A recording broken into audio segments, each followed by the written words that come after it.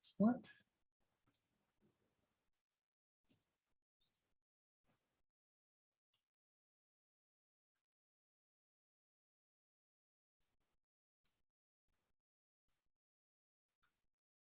Excellent.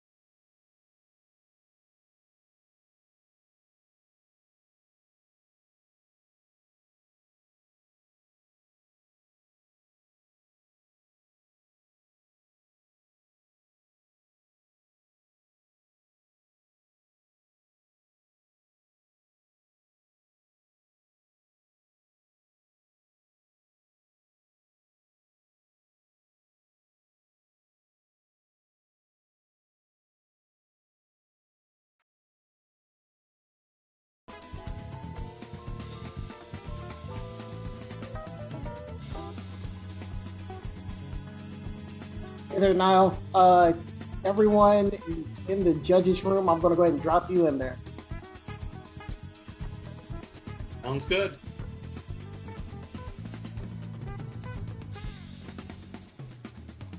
Hey there, Niall. Everyone in the judges room. I'm going to go ahead and drop you in there. Sounds good.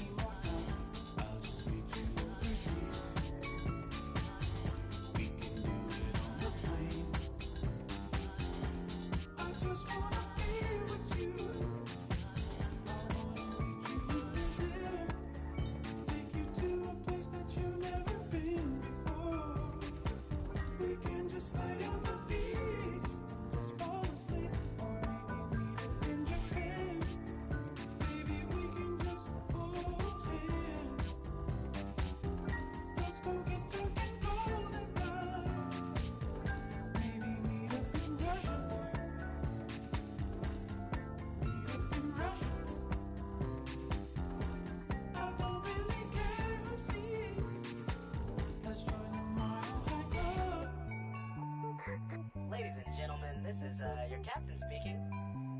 I'm gonna ask that on our descent here into Moscow, everybody please put your seatbelts on. Winds are getting a little bit choppy, and there appears to be a shiny black man up there in first class getting some sloppy toppy. He's got all his chains on and a do-rag. Is that Thundercat? What's up, brother?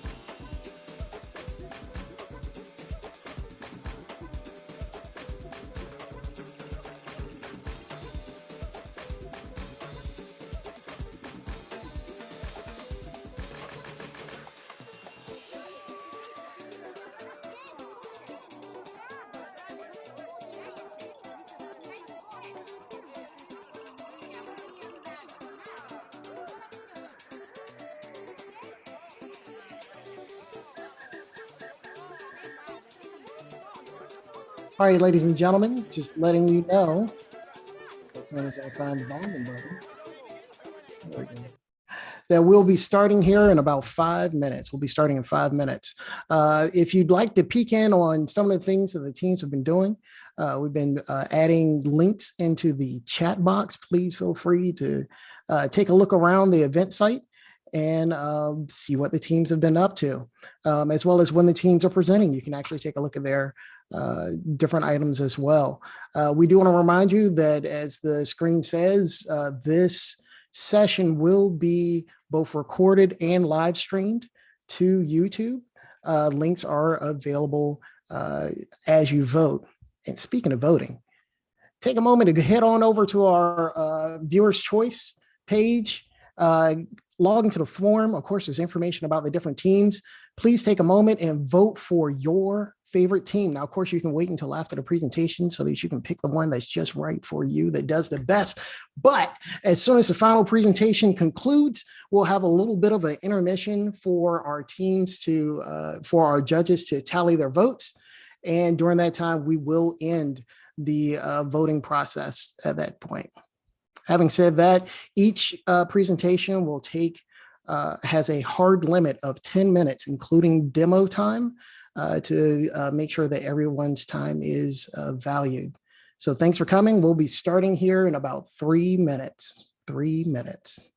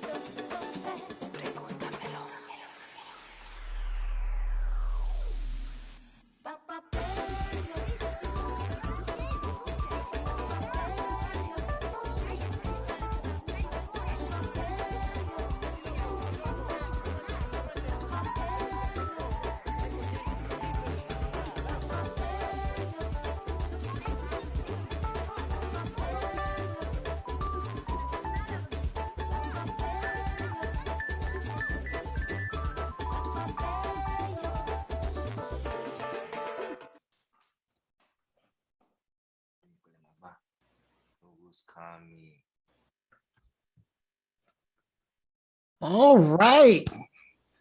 Good afternoon, everyone, and evening for some.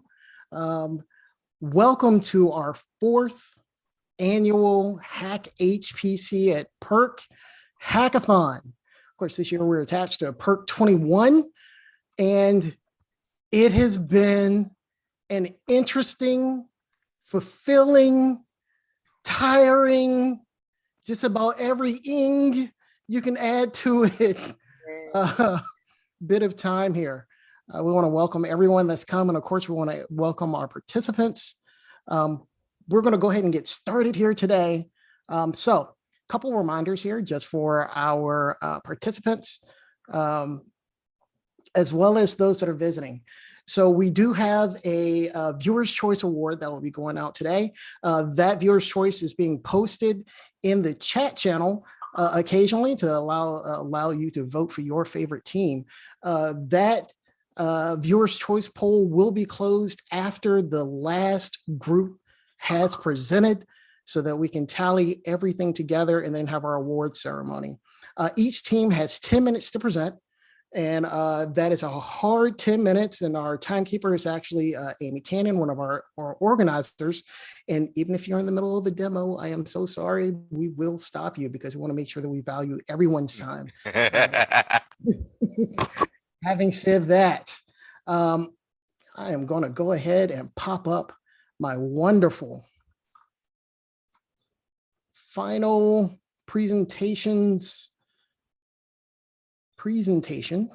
double presentation there. It's meta just a little bit. So let me go ahead and grab that. And let's go ahead and present.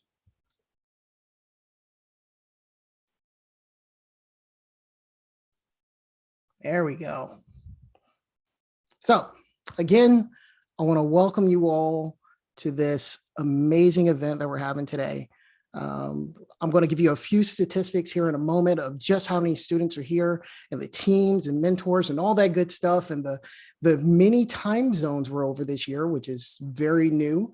But let's go ahead and dive in, shall we? So our agenda this afternoon, that's how long this has been. It feels like the morning. We're going to have a few introductions, and then we're going to have a little bit of information about what the hackathon was about, as well as that's where the statistics are going to take place, and then we're going to have our team presentations. So at this time, I'd actually like to hand the floor over to one of our organizers, Ms. Amy Cannon, to give a welcome to our sponsors this year. So Amy? I want to thank Boyd Wilson for sponsoring from Omnibond, Tom Kruger from Intel, and then we also have Google, and we have Texas Advanced Computing Center, Jamie and Charlie, and I know many other people. Exceed would be thank you to John Holly and Linda. And then Dr. Linda Hayden, thank you so much from Science Gateways Community Institute. And if Tom Kruger can say a few words if you want, and then following Boyd Wilson. Thanks, Amy. Thanks, Jamie. It's great to be here at Hackathon PEARC21 again. We've sponsored these in the past from Intel, and we've always enjoyed sponsoring them because we know the impact it can make on the community and for students such as yourselves. I encourage all of you to look at Intel when you're looking for a company to join in the future. We have a lot of great programs. It's a company of 110,000 employees. My focus is on high performance computing, and we work very closely with the Texas Advanced Computing Center and also Omnibond, as well as Google Cloud. And so we're big players in the ecosystem of HPC and artificial intelligence, and we're excited to be a continued sponsor for this event and wish you all the best. I know it's a lot of work that you guys have gone through the last several days here, but it'll all pay off at some point for you in your career. This is a great resume builder and a great experience. So be glad that you took part of it because you've taken a huge step for your future. With that, I'll hand it back over to Amy. Thanks so much, Amy. Thank you, Tom. Boyd, can you please say a couple words? Hey, everybody. I'm real excited to see what everybody's done this year. We love the hackathon and we love all the participants and all the mentors and everybody. So please, I'll just let the show go on. Really looking forward to it. Thank you. Thank you. John Holly or Linda, are you on for Exceed to say some words? I am on. I'm not sure if Miss Ackley is on. just really wanted to congratulate everyone for joining the hackathon. It's been really exciting working with my team and seeing the presentations and what it's on. Exceed is a project that is available to everyone. There are HPC resources, and we ask that everyone take a look at exceed.org. Awesome, John. And just to let everybody know, John makes the coolest rapping music. I am obsessed with that. And Dr. Linda Hayden, can you please talk about Science Gateways Community Institute? Sure. Hello, everyone. It's glad to be with you again this year. We at Science Gateway Community Institute look forward to sponsoring this hackathon, this annual hackathon. We love to see you as you grow and you're able to translate a problem statement into a solution using HPC resources. We love to see the way you take that problem statement and reshape it into a solvable chunk, redefine it again as you find data and tools that are appropriate. And as you design your front ends and your back ends and you add polish to it and see that solution come together, that is really a delight for us. And that is the process. And you've been exposed to it in a very interesting way doing this hackathon. To the faculty who are involved, especially those from minority serving institutions, we applaud you for taking part in this and getting a better appreciation of what it's going to take to integrate these HPC tools and gateway resources into your classes in the fall and in the spring. And we look forward to hearing about your efforts to do so during the upcoming ADME conference and in the Gateway conference. And I think Dr. Caldwell, we're going to kind of pick on you to make sure that all this happens at ADME, that we hear the reports of these faculty efforts. It's wonderful. Thank you. And Charlie or Jamie, do you want to say something about TAC? Oh, I'll definitely let Charlie say it. Good. You like how I passed the buck there, Charlie? Charlie. Oh, of course. Hey, everyone. Thank you so much for joining us. I got to say, of all the events that we do at TAC, this is probably one of the most critical and fulfilling ones that we are a part of. And honestly, I look forward to this time of year, every year, to meet the students, to meet my fellow colleagues, and, to have a great hack. So thank you very much, organizers. Thank you very much for inviting me and having me participate again this year. Thank you so much to everybody. We so appreciate it. And I know the participants and the mentors and the organizers appreciate all the sponsorships. Thank you so much, Amy. And speaking of Amy and the organizing committee is a group of 5 of us that we met each other 4 years ago, and we quickly became a family. There's no two ways about it. Our very first hackathon occurred 4 years ago to the day at PEARC21. Am I right? That sounds right. And Yes. it occurred after PEARC as opposed to now we do it before PEARC. And we basically rented 2 ballrooms and we stayed there for 3 days straight. Since then, we've learned a lot. We break it up a little bit more. I don't have to sleep on the floor anymore. And the students have just gotten better and better and better every year. To introduce us, Alex Noth is actually a professor over at the University of Tartu. He's usually in Estonia, but right now he's in Greece. We should have made him stay awake just because he's in Greece. We, of course, have Amy Cannon, who you heard from a moment ago from Omnibond, who has very much become the heart of our group. Her passion for the hackathons and things is just infectious. And her infection has moved on to sponsors who have continued to support us year after year, including Intel and Tom Kruger, who we thank so much. And of course, Exceed with Linda Ackley and John Holly. And of course, SGCI with Dr. Linda Hayden. and so on. We really appreciate you all and appreciate you all's help. Dr. Linda Hayden with the Science Gateways Community Institute has come in and really brought a force of nature to the hackathon to make sure that we stay on track, to make sure that we have very valuable students, the types of students that truly enjoy, improve, and are enlightened by a event like this. And then there's Boyd from Omnibond, who always comes in and brings his joy and also supports us every year since the beginning. And of course, me, I'm from TAC, from Texas Advanced Computing Center. I just get to come along for the ride and get to enjoy these wonderful people and the wonderful participants and sponsors and mentors, and have enjoyed every moment of seeing this grow. Jamie is a rock star. Only because of you all. If I'm a rock star, then we are all in a band together. Having said that, we want to say thank you to all of our mentors. So this year we had a number of mentors from around the world.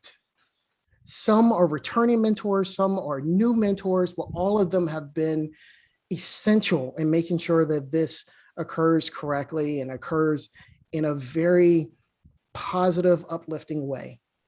We want to thank you all so much. You're going to hear more from the mentors, or at least about the mentors, here shortly when they tell you about their teams. Hint, hint. And having said that, we also want to say thank you so much to our special judges that have come to actually take a look at the students' projects, and they have a set of rules they're going to follow in judging the presentations. They actually came to pre-training to make sure they had everything ready to go so that today goes very smoothly. So we want to say thank you again to Dr. Hayden, who was the lead of the judges and made sure they had what they needed. June Yichua, who is one of our alum mentors, that is now a judge for us this year. Linda Ackley from Exceed, now Gaffney, who's my boss. So I have to do a good job. Thanks, Niall, for being here. I'd still like my paycheck, please. Lakeisha Barlow from Ascension Seton Healthcare Network. She's one of our alum mentors that has come back with, we have a few groups that are working on COVID-19 based projects. So she will be invaluable in giving insight into those. Nancy Wilkes-Deer, who 4 years ago, Nancy was one of the people that believed in Dr. Hayden's vision from the beginning and said, yes, go do that. Now she's very fortunate to be living the dream, being retired, but she has given up a little part of that time to come back and support us. And we thank you so much for that, Nancy. Boyd Wilson from Omnibond, like I said, the heart or one of the hardest working people within our group, that our organizing committee is one of our judges. And then of course, Tom Kruger, if he has time, will also stay along to be a judge for us. And we thank you. Thank you all so much for all of your help. So some of y'all may have never heard of a hackathon before. I know when I told my friends about a hackathon, they kind of looked at me and went, what? What's a hackathon? And so what a hackathon entails is harnessing the resources and skills and knowledge found in HPC computing in an effort to provide applied exposure towards students from 2 to 4 year post-secondary educational institutions and post-secondary educational institutions. Well, in short, what the hackathon does is we take a group of specialists in the field. We teach them how to mentor students. So we have pre-training to teach them how to mentor students. It isn't just academics, but it's also people in the business side of the house as well. Then we pick students that would find this information valuable. We bring them in, match them up, they pick their own teams, and they work on a project that's of interest to them. Now, the mentors started out giving us an idea of what they wanted. But then the teams came back. They took that beautiful bouncing baby and turned it into a truck, or turned it into what their team felt was what they cared about. And you're going to be able to see that tonight. So you're going to see their application of data science, collaborative software engineering. You're going to hear about that, as well as their professional communication skills. Of course, you're going to be able to witness that yourself as they give their presentations. Just to give you a few statistics, I love giving statistics when it comes to these different events. From day one, which was Thursday, last Thursday, as in Sunday, Saturday, Friday, Thursday, the teams met each other. They formed teams, formed groups, and over the course of 98 hours, created what you're going to see tonight from scratch.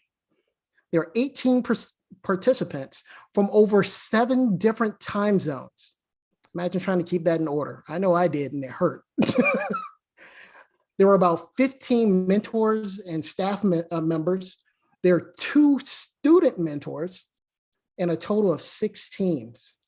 They have deliverables that you're going to see tonight, including their GitHub repo that has their presentation, as well as any code that they created, and a readme.md file, which kind of explains what the team's about.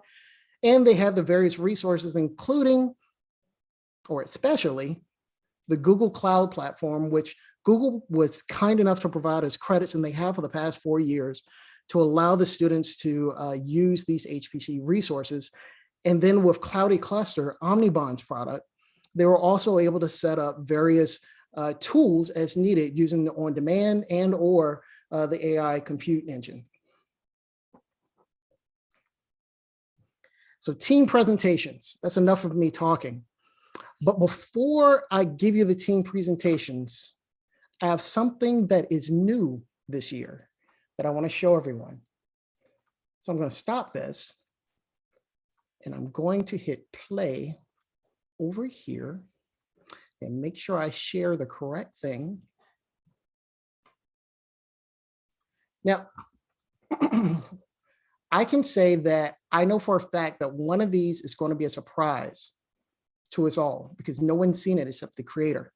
What I'm about to show you all are the intro videos for the teams. This is something new this year that we wanted to do as almost a thank you from the mentors back to their participants.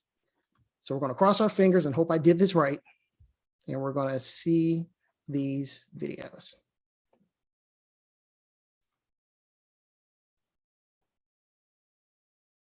But not like that. Here we go. Let's see if we'll roll through.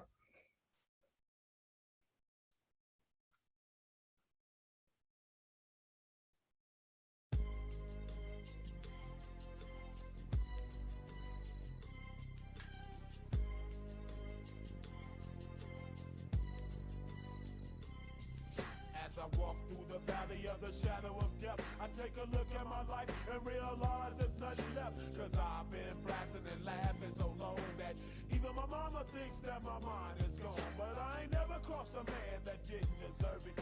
Me be treated like a punk, you know that's unheard of. You better watch how you're talking and where you're walking, or you and your homies might be lying in chalk. I really hate the trip, but I gotta low. As they croak, I see myself in the pistol smoke.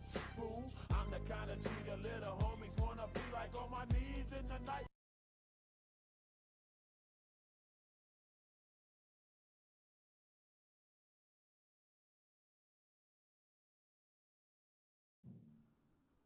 I come before you on this day, the 21st day post-solstice, to introduce to you the newest team of master benders. From across 4 continents, spanning between 7 dimensions, I present to you Ayo, Christopher, and Jean-Pierre. Mentored through the clouds by Christopher, Jinwei, and Rich.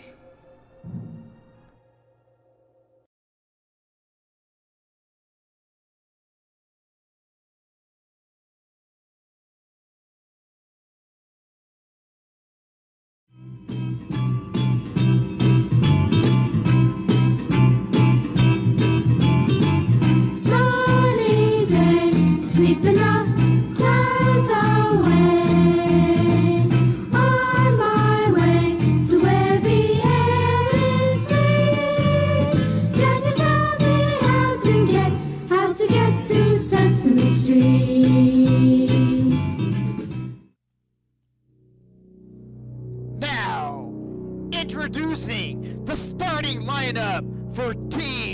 Sesame Street.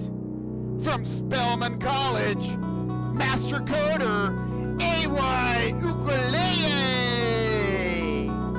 And from Morehouse College, Master Coder, Parker Broadnax.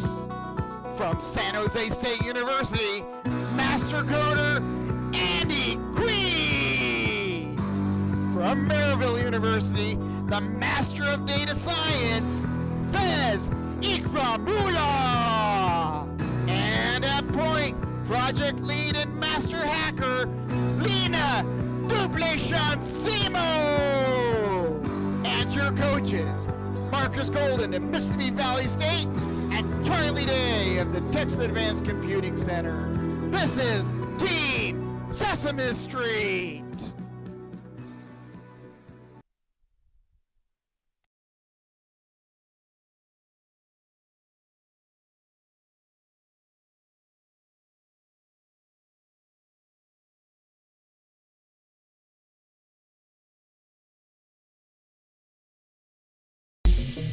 The final straw, Caesar, Logan, Caleb, Siobhan, Lena, John, and of course Dr. Doswell.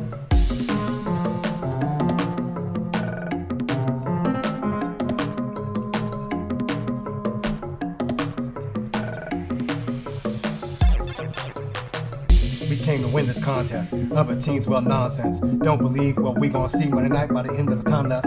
Final straw website. Caesar came with the project. 3 bright minds combined in time to refine in line with the concept. Working all through the night. Team almost had no time left. Linus scripts across the globe. You wanna talk about a time check? Logan still running code. Doing them line by line specs. Caleb the GitHub king. Check out our site for the content.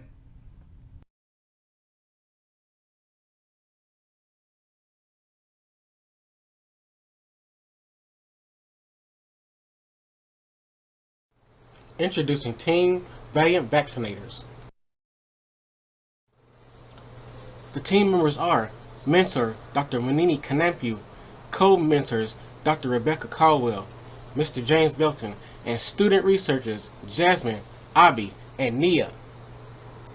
The project goal is to explore the correlation between COVID-19 vaccination rates and death rates in North Carolina.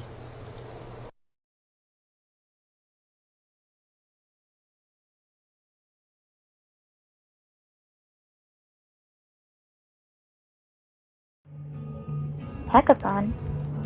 What are they? We're going where? We're doing what? These are the racing thoughts that not only rose across my mind, but the many hackathon participants here. And we are Cash Captains.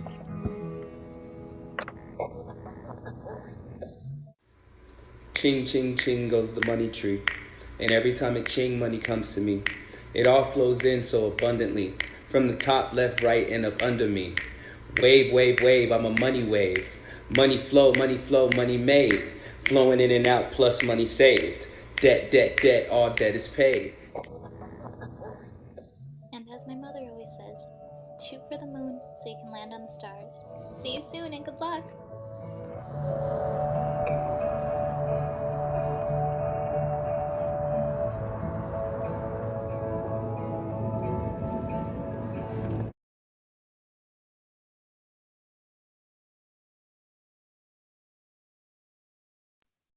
Whew.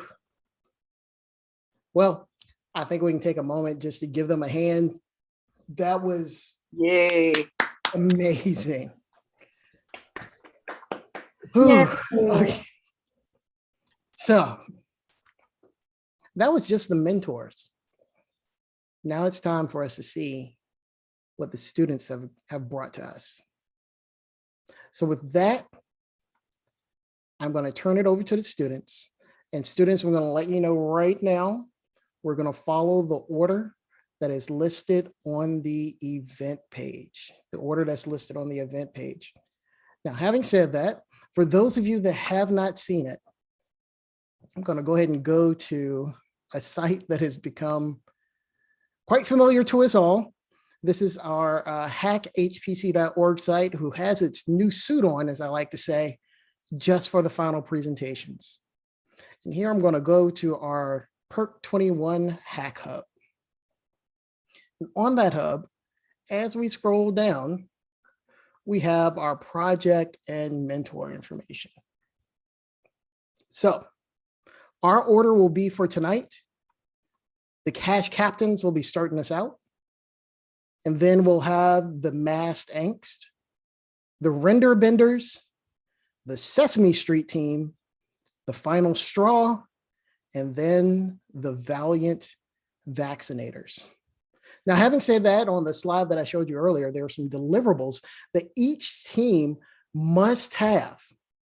If that team does not have those deliverables available, you will hear me say to our judges that unfortunately, this team has not met all of the deliverables and will have an automatic 20-point deduction. Automatic 20-point deduction. So otherwise, we will move forward. So as I said, we're going to start with the cash captains. So cash captains, if you'll go ahead and prepare yourselves. Amy, if you will prepare yourself to time them, because as I said, we do have a 10-minute hard limit, including the demo for each group. So judges, as far as in the cash captains, I am double checking right now. We have a GitHub repo. We have a README file with information there. We have a presentation and we have code. So having said that, that team is good to go. Cash captains, the floor is yours. Starting timer now.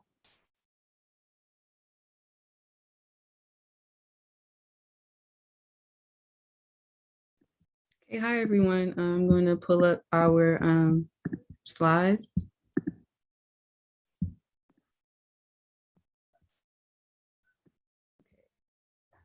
Sorry.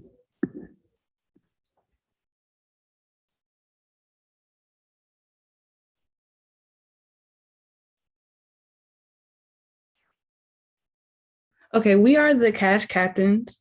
So we are, first we're going to start off with introducing our team. Then we're going to explain a little bit about our financial guidance chatbot. And then we will share our evolution, the journey we did, the journey we took to make our chatbot.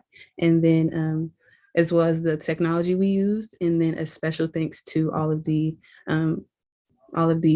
mentors and other personnel. So our team. So okay, Chair can go ahead and introduce herself. Hello, I'm Sheriff Kay. I'm a rising junior at Winston-Salem State University, and I'm an information technology major. Hi, everyone. I am Zaria Thompson. I go to Winston-Salem State University, and I am a computer science major. And my name is Andrea Vivar. I am a rising sophomore at the University of Illinois, and I'm an industrial engineering major. And these are our mentors, Cole McKnight, Pina Smont, and Jocelyn Sagato. So about our financial bot. So we decided to make our financial guidance bot off of this quote. It says that academic qualifications are important and so is financial education.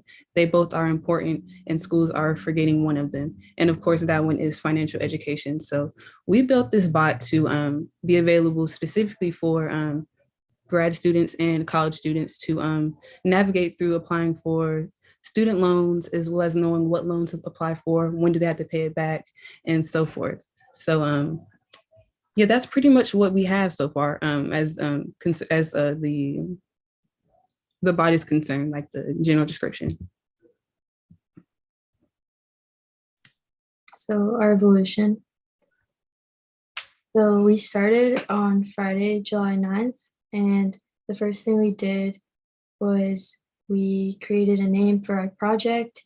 We picked a team song and a logo. And then on Saturday, we discovered our target audience. We picked out the guidance that we wanted to give, and we started creating our chatbot and what questions and responses we wanted. On Sunday, we deployed our Flask op in a Docker container to Google Cloud using Cloud Run. And we also deployed the chatbot with the Flask locally. and we made sure to polish the chatbot and the web interface. And today, on our final day, we completed our presentation.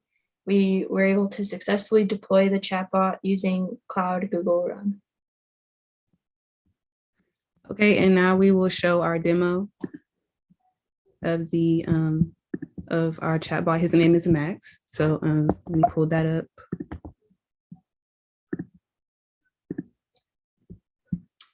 So the first thing we're going to say is say, hi, my name is Zaria. It does this when I don't refresh it.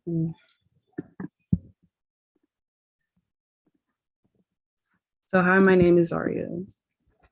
He says, hi, it's nice to meet you. What can I assist you with? Okay, applying for college loans is hard.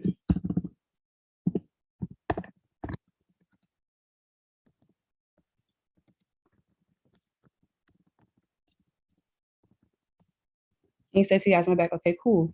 So what is a subsidized loan? He tells me it's a loan for undergrad students who demonstrate financial need. Okay, what is an unsubsidized loan?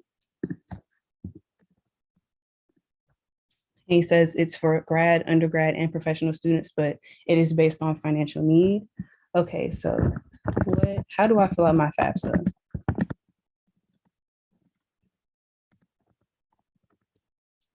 He says it's a free application for federal student aid, and I sign up on the website. I make an account with my ID number, and then I complete the application, and then I'm supposed to have important documents on hand as well as your parents if you're independent. So next is what are my options when applying for a student loan?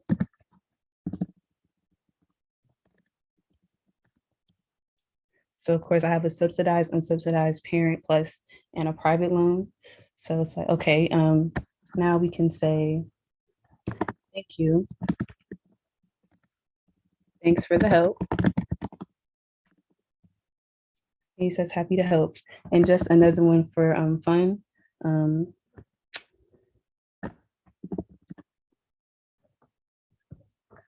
Is it crammed in that computer?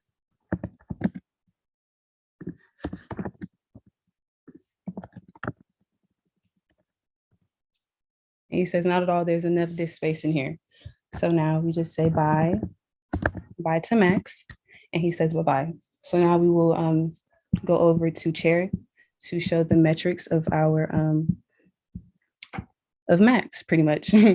Yep, so I'll be sharing my screen right now.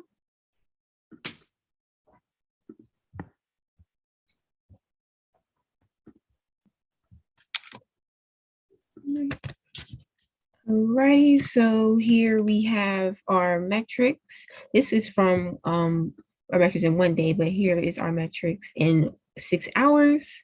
So you see the request count, the content container instance count. There's a whole bunch of cool things. And then we have our revisions. Yes, then we have our revisions. We did have a deploy that was saved from 2 days ago. And then we also have our logs and containers showing all of our API calls to the front, that goes to the front end. And as you can tell, it's plenty. Okay, back to our presentation. So the technology resources that we use. Sorry, our connection is horrible. Okay, so the technology resources that we use were things such as Python, TensorFlow, Flask, Reset App API, HTML/CSS, Natural Language Toolkit, across Docker, and Google Cloud Platform and Cloud Provider. For the Cloud Provider and Google Cloud Run 2 for the cloud service. You know, I can make special thanks. We just wanted to give a big thank you for everyone who made this amazing hackathon a great experience. It was really fun, and our team is really glad we got to be a part of it. So we just wanted to say thank you to Amy Cannon, Dr. Linda Hayden, and Jamie Powell, and all the sponsors that made this a super fun and just overall an amazing hackathon. And thank you. You guys have any questions? Feel free to ask. Good job. Excellent job. Great job. So are there any questions? Yes, I'd like to know who was responsible on your team for the different parts of making this thing work. Well, I was in charge of developing the code for the chatbot, and I was also in charge of the front end development as the colors of the website and things like that. And I was in charge of doing the deploys, such as using the Cloud Run and Cloud Space. Yeah, so that was what I did. I helped rate the questions and the presentation too. Yeah, like the intents, she worked with the intents file and the index HTML.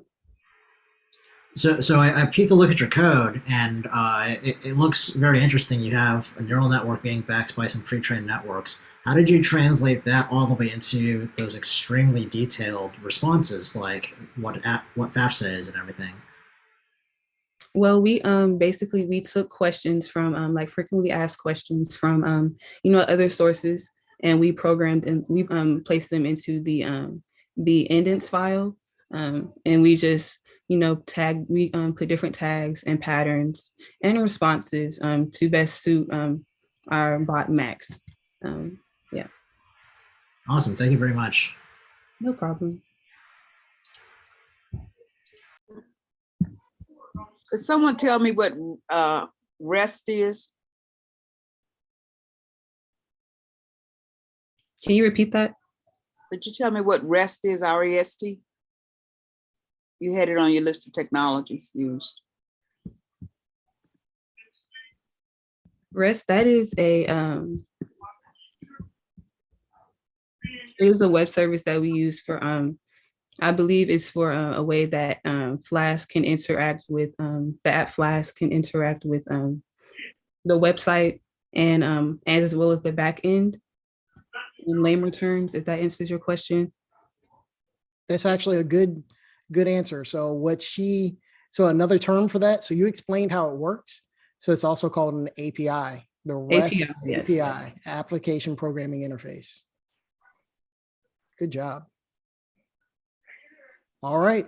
If there aren't any other questions, you all did a fantastic job. Thank you all so much. All right. So let's give them one more hand, or I'll do the handshaking, or we can do a reaction. Hey. I don't have quick access to an alien, but I can do that. There we go. Oop. So they started us off. Now for our next team. By the way, judges, just to let you know something I am supremely happy to tell you about. During the past presentation, I went to every single group's, all 6 of them, every single group's GitHub repository and ensured that every last group has submitted all of their deliverables in a timely manner. And so there will be no automatic deductions. So just letting you all know that we don't even have to worry about it. Good job, teams, and good job, mentors. So up next, the masked angst. Now I'm going to ask for one thing, Amy, just for fairness, because I know sometimes it'll take a moment just for the slide to show up. So let's start the time once the first slide hits the share. Does that sound fair? All right. Perfect. There's somebody somewhere going, whew, thank goodness.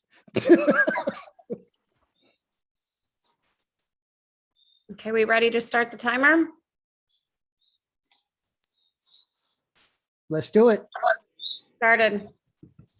All right, good morning, everyone. Thank you for being here. We are excited to present our project, Masked Angst.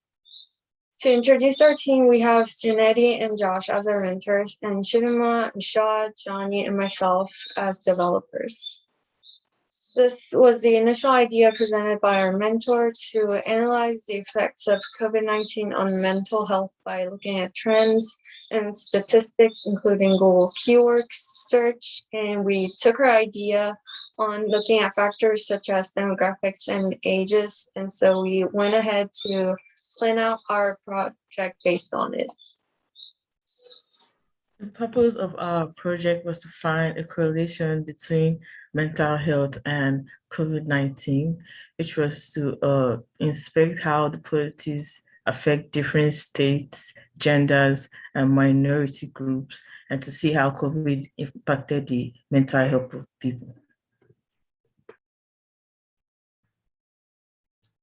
So our method, we set up our GitHub repository and started placing any necessary files in that directory. We also utilized Google Docs as the cloud platform to create a collaborative and easily accessible development space for our team. We found multiple data sets that align with our project scope, analyzed their structures, and trimmed them for feasibility and ease of compatibility amongst each other. We created a Python server-side backend to store and request the visualizations that we created from these chosen data sets and tied the HTML front end where the data is to be displayed. We created this wireframe. On the first page, it shows the goal of our project and the developers. And on the second page, it shows 3 buttons, which is supposed to lead to the visualization for depression, anxiety, and both depression and anxiety. This wireframe was created so we can have an idea of what is happening in our front end. And this was the final product that we came up with using HTML and designing with CSS. We narrowed down our focus to the CDC post-COVID analysis data set we found. It was clean as far as missing or inaccurate values go. Still, though, we did accomplish the necessary pre-processing for data visualization and learned how to create interactive charts and graphics using Plotly library, which were stored as dynamic HTML files. We also learned how to manipulate GitHub and familiarize ourselves with some possible functionalities that could benefit our project, and also dove into CSS styling and JavaScript to make our front-end interface more user-friendly while also debugging the scripts required to connect the backend for our website. Some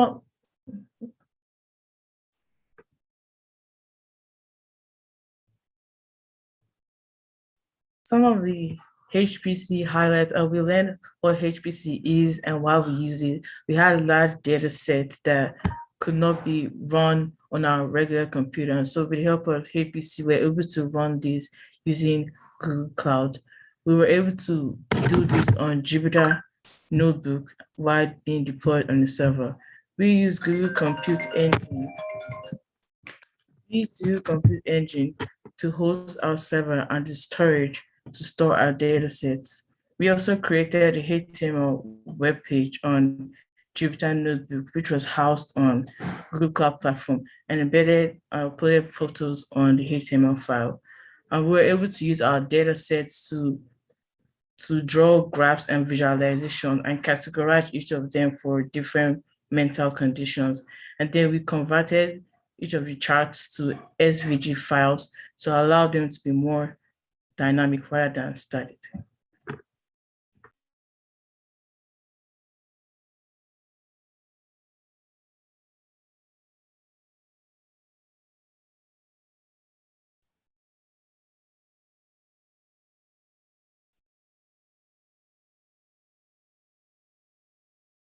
Johnny, I think you're talking, but you're on mute, buddy.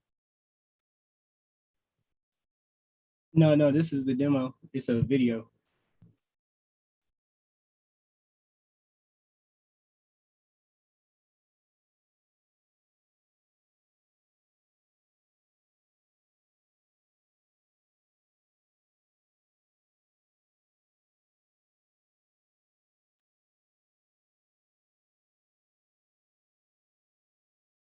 Here's the national. Welcome everybody to our demo.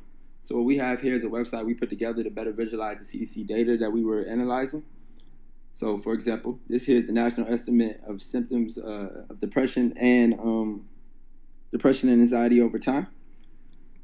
So here you can see our legend. We have a nice chart right here, interactive chart, and it's measured across the last 3 phases in percentages on the y-axis. So we can actually filter a little closer and let's say switch to age and symptoms of both anxiety and depression by age groups over time. And lastly, by sex. So using our website, you can get a better understanding of what groups, what demographics experience different levels of depression and anxiety over the last 3 phases in COVID. Thank you so much. Welcome. Now we thank those who enabled our goals to be achieved, which includes Science Gateways Community Institute, Intel, Texas Advanced Computing Center, Google Cloud, Exceed, Omnibond, and finally CDC. And now we will take in questions as long as time is allowed. Excellent job. Excellent job. Sorry about that, Johnny. It was quiet, and so I was thinking you were talking. So are there any questions for the team? I have a question. What specific types of analysis did you do on the raw data? How did you take it from the data that you were given to specifically the data that you presented? So the data set, the CDC data set was actually very clean. It had a lot of subgroups in it that we wanted to display, but some of them were more, they got a little bit more deep. It would take a lot of for loops to get into it. There was one section that had NANN data, just not available data in section. So we ignored that.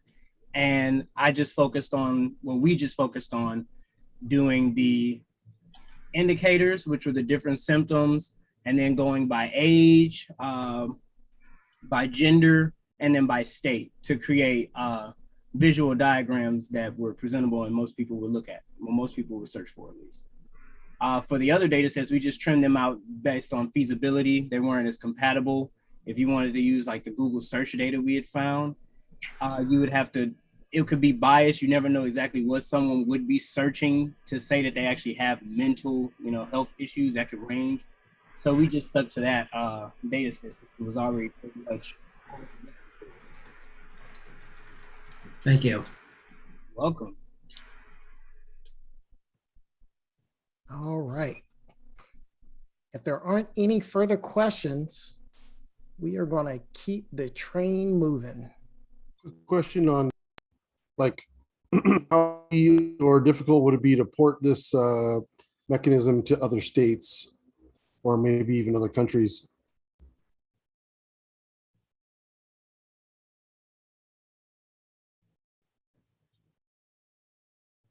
Mother, could you repeat the question? Yeah, I asked how difficult or how easy it would be to ingest other state data or other countries maybe.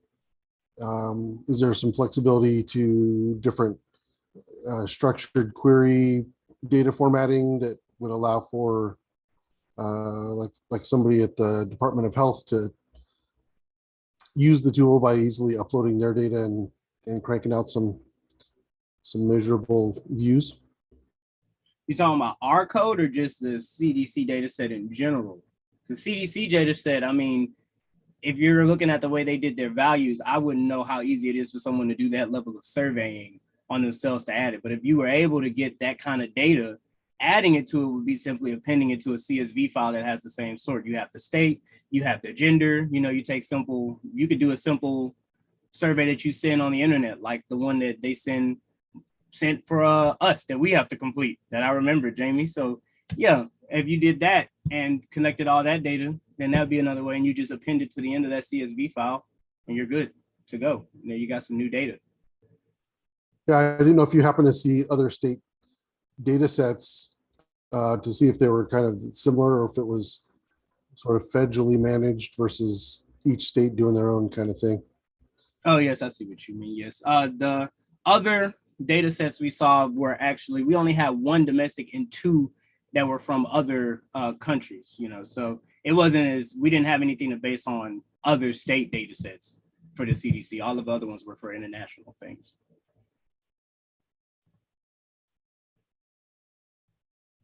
All right. So with that, thank you again. Let's go ahead and give Masked Angst a hand. Yay. Excellent job. Excellent job. Up next, we have the render benders. Render benders. So render benders, the floor is yours.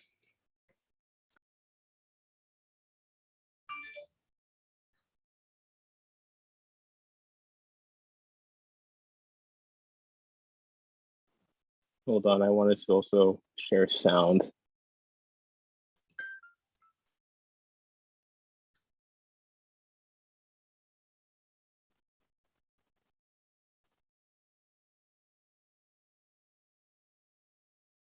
All right, here we go. You ready? Yes, I am ready. Okay. 10 minutes start. All right. Hello, everybody. So this is our team, the Render Benders. We are a group of 6. So the first 3 people I'd like to mention are the mentors, Richard Shea, Christopher Lenklos, and Jinwei Lee. And I'd like to mention their responsibilities. So Richard Shea and Christopher Lenklos were very instrumental in introducing us to different tools used throughout our hackathon project. And Jinwei was very important in writing the README file using his research expertise and making it very nice to look at and very easy to read. And Jean-Pierre and AL are 2 students who work on this project as well. They were very good with the tools such as Blender and using Cloudy Cluster on their computers to render what we wanted to show for everybody. And I myself am on the bottom right, Christopher Metellus, and my responsibilities were to create the GitHub repository and to create the website and edit this presentation you see before you.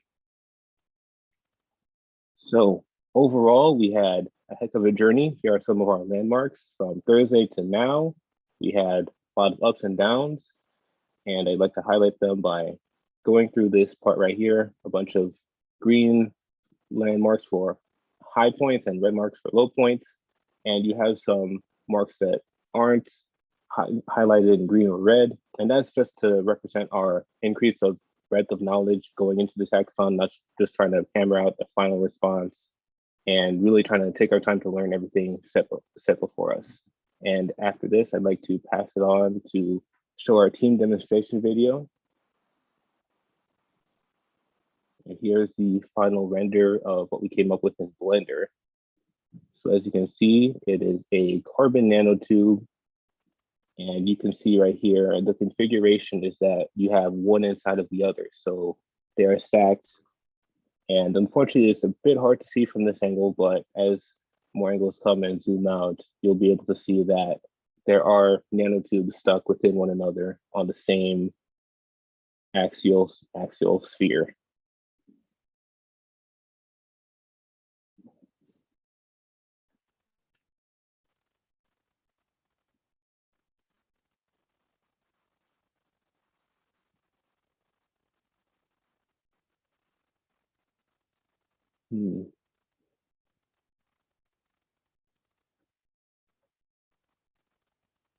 All right, I think that's most of what the video has in store for us. So without further ado, I'll move on to the next slide. Can everyone still see the screen?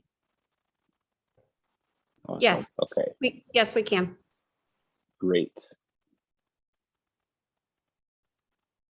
All right, I believe this is Jean-Pierre's slide. Yes, hi, this is JP. Can we go back to the demo, just freeze one frame? Yeah, sure. Because first of all, I apologize, but I don't have a webcam with me at the moment. We picked the nanotubes because they are extremely complex structures. So if you light them, you have like millions of reflections. These are atoms. So the light reflects on every ball and onto all the other atoms and back and forth. And we thought this was a really difficult problem to render. So this is why we picked it. And also, next slide, please. Okay, here you see microscopic picture of nanotubes that are extremely small. They're like 100,000 times smaller than a hair. And despite that, they have high thermal and electrical connectivity. They are highly flexible and elastic, stiffer compared to steel. Yes, steel. They're resistant to damage from physical forces and chemical attacks. They are used in many medical devices. What else? Immunotherapy, coatings. So they even replace some electronic components. So it's really a marvel. And they can also do air and water filters. And what we see here at the top is a very recent product that's going to change the life of billions of people, because it's the first reliable seawater filter. And as you know, access to clean water is one of the biggest problems of humanity. So these are the two reasons why we picked those tubes. Next slide. So here I want to show my part. So we started from scratch. That is, I used a library, the Python library, to generate the atom locations of a nanotube. And I also had to generate the covalent bonds because the library wasn't generating them. And I plotted them here with my matplotlib in 3D. So you see here all these balls are atoms and the lines are covalent bonds. So we could have used the data from this code and import it into Blender, but as Ayo is going to explain it, we prefer to use a prefabricated model because we wanted to save time, basically. And that's it. Thank you, JP. So I was in charge of the creating the animation for the nanotube and the Blender. I stacked each. This is a concentric. Can you guys see? Oh, sorry, you can see my mouse. Okay. So the image that has the nanotube in Blender titled on top of it, that's concentric nanotubes stacked, into one another. I was the hardest part of that project was, controlling the cameras to give very nice views of the nanotubes. When it was run, the rendering was run on the local desktop. It took 120 seconds, but when it was run on the cloud cluster, it took 15 seconds. So that shows how powerful HPC is. And if you look at it, this is just for one frame. So the chart, the bar chart right next to it, shows the complete animation, and we see the difference. And this is just in logarithm. So this blue bar is a lot more longer than it appears to be. Next slide, please. Yeah, so this is just other views used for the camera to show the nanotubes in the Blender environment. Yeah, can I get the next slide? Next slide, please. Yeah, that's basically it. Thank you. All right, we'd also like to go through our website. So if it works, can you still see the screen? Yes, we can. Awesome. So this is pretty much our website basics. You have the prologue here, which is more of the theme and our project. And here's our motivation, which is outlined here and also in the GitHub repository, which is of course linked here. And you have a few more aspects of our project mentioned in detail beneath here, which of course, these are also the same tabs which lead to the same areas. So I'll just click on that. Here's our team webpage where you have a bit more about each of our members and what their aspirations are after this hackathon project. And continuing forward, we have our process resources used and sponsors page, where we outline where we go from Python to Blender, since we figured out that doing everything in Python would take a long time. So we moved to Blender, and then an outline in detail of using Cloudy Cluster within our project scope, or how it fit into our project scope, I should say. And then a bit of a thank you to our sponsors for supporting us through everything we're doing. And honestly, of course, there would be no way for our project to get off the ground and rolling without their support. So good to mention that there. And finally, our renders. So here are a few of the pictures taken of carbon nanotubes just in general before any animations were made. And here are more increasingly complex arrangements of carbon nanotubes. So you have this basic one on the left and this middle one where you have a stack of 4 arranged in a diamond formation. And this one on the right where you have the render time, which is about 22 hours if you zoom in, but unfortunately that's not a feature that's on this web page. And final render animations where you have the video link here. I don't believe this works, but the link is here. And this is a link back to the video that was shown originally in this presentation. So with that, that officially wraps up our presentation. So this is our team, the render benders, and we've arrived. Any questions for us? You have 16 seconds to spare. You did amazing. Wow. I have a question. I'm asking the questions because I was a middle school teacher, so therefore I always ask the questions during the presentations.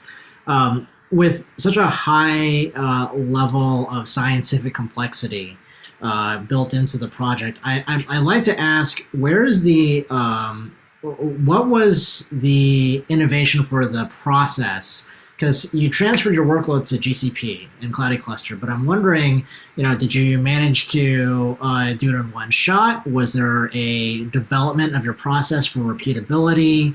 Did you have to refine the process so that you could submit multiple renders and make some type of improvement in that process if you didn't get the results that you wanted?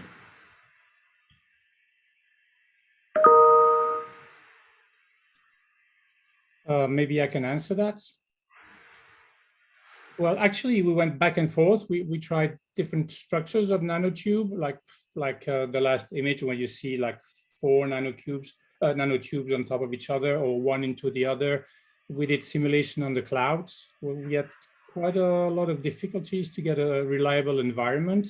So again, we went back and forth. We tested things. As you saw, I generated data from Python that could have been used in Blender, but we decided to use a model. So there too, we had to calculate the trade-off. I guess the question is, what you improved, was it your inputs from a scientific perspective, or did you improve the pipeline by which you render? Well, both, because I had heard about nanotubes, but I never had to research them. I just knew it was a tube with fantastic properties. So we had to look at the science, the libraries in Python to be able to generate the atoms. So again, it's both. Okay, would you say that there would be a software product that you could point to in addition to the output, which is the render? A what product? I'm sorry? Software product. An offer product? Software. Software. His first letter is getting cut off every time, but software product. Well, the Python code was not easy to write, but I don't think extracting the covalent bonds is something of a miracle or that we can sell. We used a model of a nanotube. So the difficulty was to combine all those skills that none of us had. I had barely used Blender before. I had barely used cloud computing. So we all had to learn all those things in 2 days. That's a challenge we had. Okay, thank you. Excellent. Are there any other questions? All right, let's give that team a hand. And what we're going to do at this point, we are halfway through our presentation. So what better time to have a brief intermission? So what we're going to do, we're going to give a 5-minute intermission so that everyone can take care of their personal needs, including refilling the coffee. So, all right, everyone, we'll see you again in 5 minutes. Did I just close? There we go. All right, just making sure. Whew.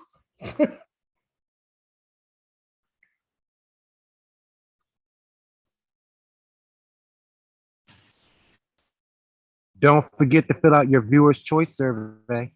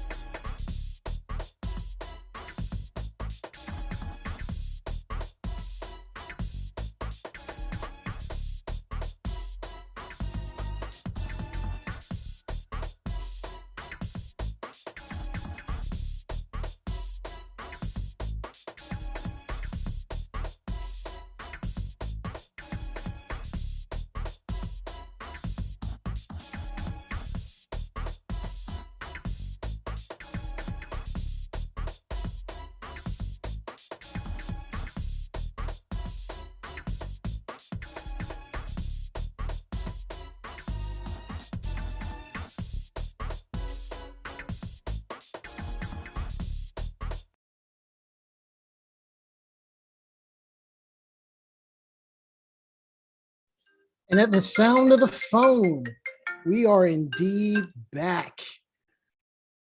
Thank you so much to our first three teams that presented, the Cash Captains, followed by the Mass Angst, then followed by the Render Benders.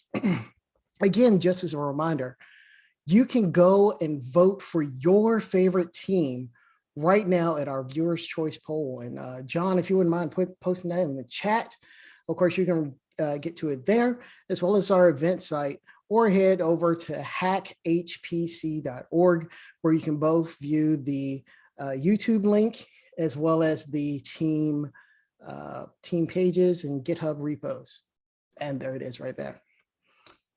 With that, let me make sure Amy's all set to go. Amy, are you all set to go over there? I am. Excellent. So, and judges, are you all set to go? Set to go. All right. So, our next team is the Sesame Street team. Sesame Street team, something I never thought I would say in my life. The floor is yours. Alrighty. Let me get this share up.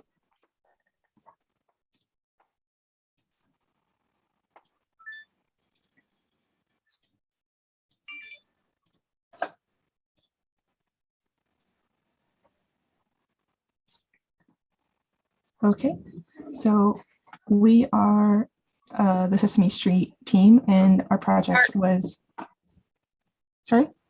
Oh, start. Oh, yes, we are the Sesame Street team, and our focus was on gerrymandering and whether we could develop a way to assess it and whether there was a way to actually address it. So we have our theme song here, which I'm not going to play for y'all today because it's 2 minutes long and we don't have enough presentation time for that, or it's going to play anyway, sorry. So our crew was Andy, myself, Lena, FaZe, Parker, and AY, and we had, sorry. So I put a GitHub there as put at the end for us, but our mentor's pitch was from Charlie Day, and his goal was to look at building a coding simulation of voters within their district, and then to find the ideal district to reduce gerrymandering so that the district results reflected the percentages that the voters voted at.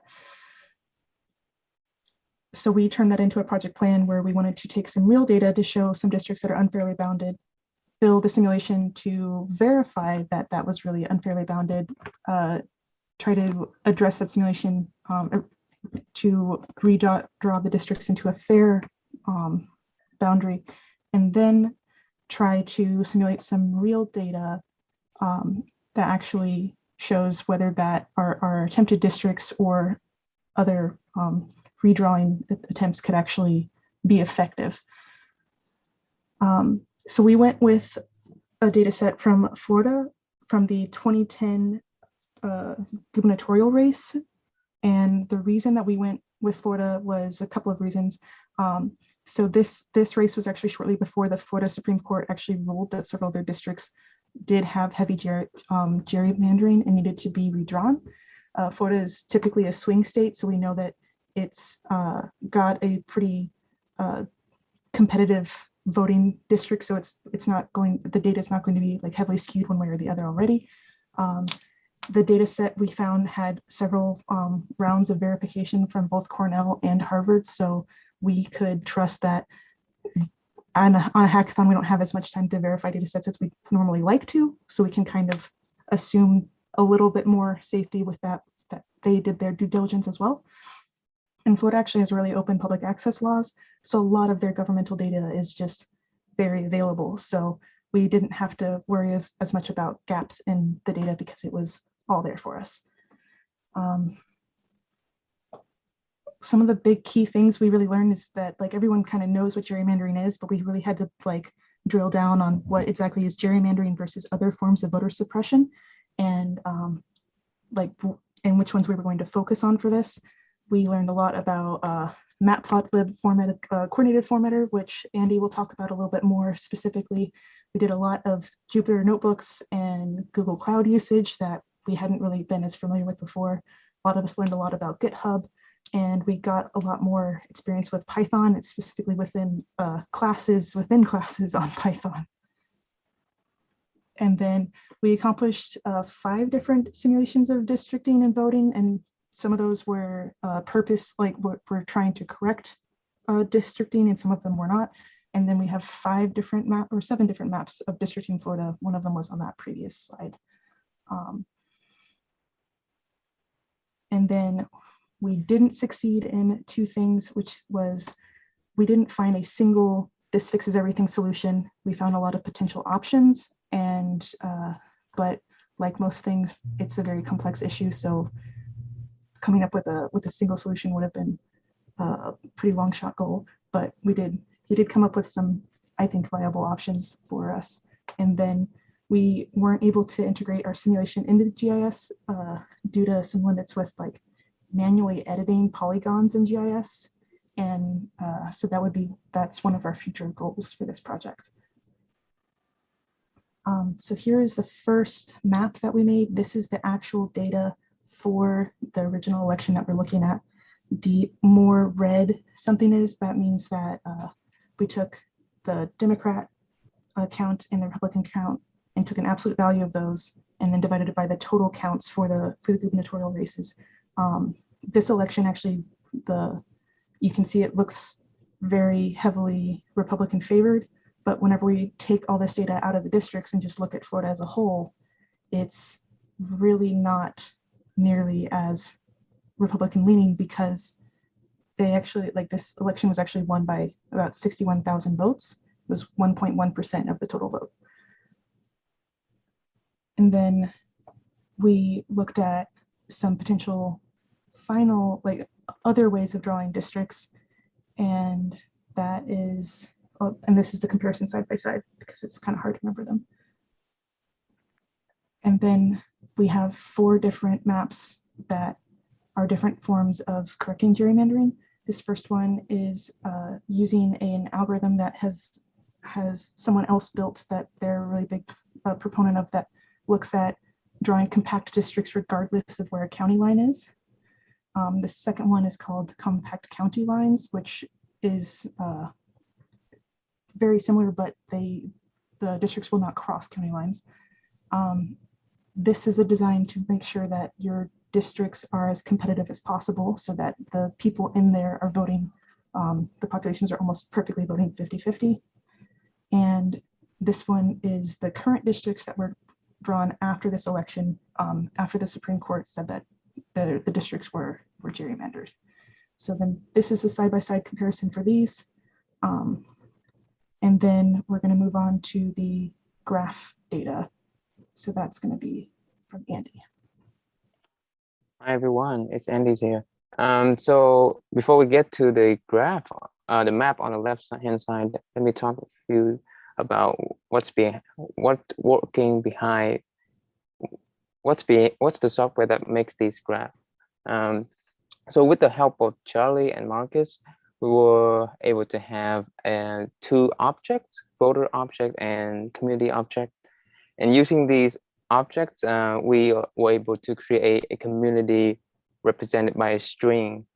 And in this string, we have plus, minus, and question mark representing the political leaning, with question mark is independent voter. And we creating reusable functions within the pipeline to process this string of voters to create a 2D array of voters leaning. And after that, because this 2D array is comprised of characters, symbols, I have to turn it into a 2D array of values where I can feed that into a matplotlib coordinate formatter that I found very useful from the Matplotlib community. And I turn it into a NumPy array and fit it into the formatter, and it gives me this beautiful result on the left-hand side. And so the top map is where I split the community into district sequentially, with each district to have 10 voters. So it's a sequential split. And the bottom map is created by splitting the district into by selecting voters 1 in every 10, for example, 1 in every 10 voters, until there's no more voters to pick. And so I'll let Fez talk more about the simulations result with other bar charts. Sure. So this is a representation of 3 different simulations, each one showing before, meaning the actual representation of the individuals of the ground truth, and after districting side by side. So this first one is a skewed districting plan. So you have a population that's, let's say, more or less 50-50, but can be highly skewed in a district plan. The second one, comparison, as you can see, it's the correct majority, but the incorrect weighting on that majority, and same for the third, where the yellow bar in the community lean is higher than actually what's represented in the individual population. And these are 3 independent, separate simulations, separate algorithms. And with the reusable code Andy mentioned, we have this very modular. We can scale it across different parameters, different populations. 10 minutes is up.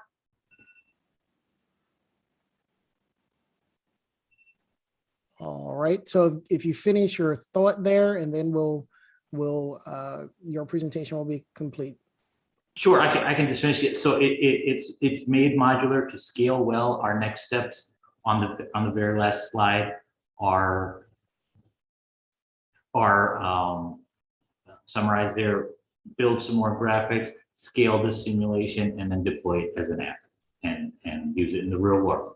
Thank you. Excellent. Thank you so much. So, are there any questions for that team? I have a question. Surprise. I'm looking through your GitHub repository. Is there a place where I can see the code where you ran the different algorithms for generating the districts?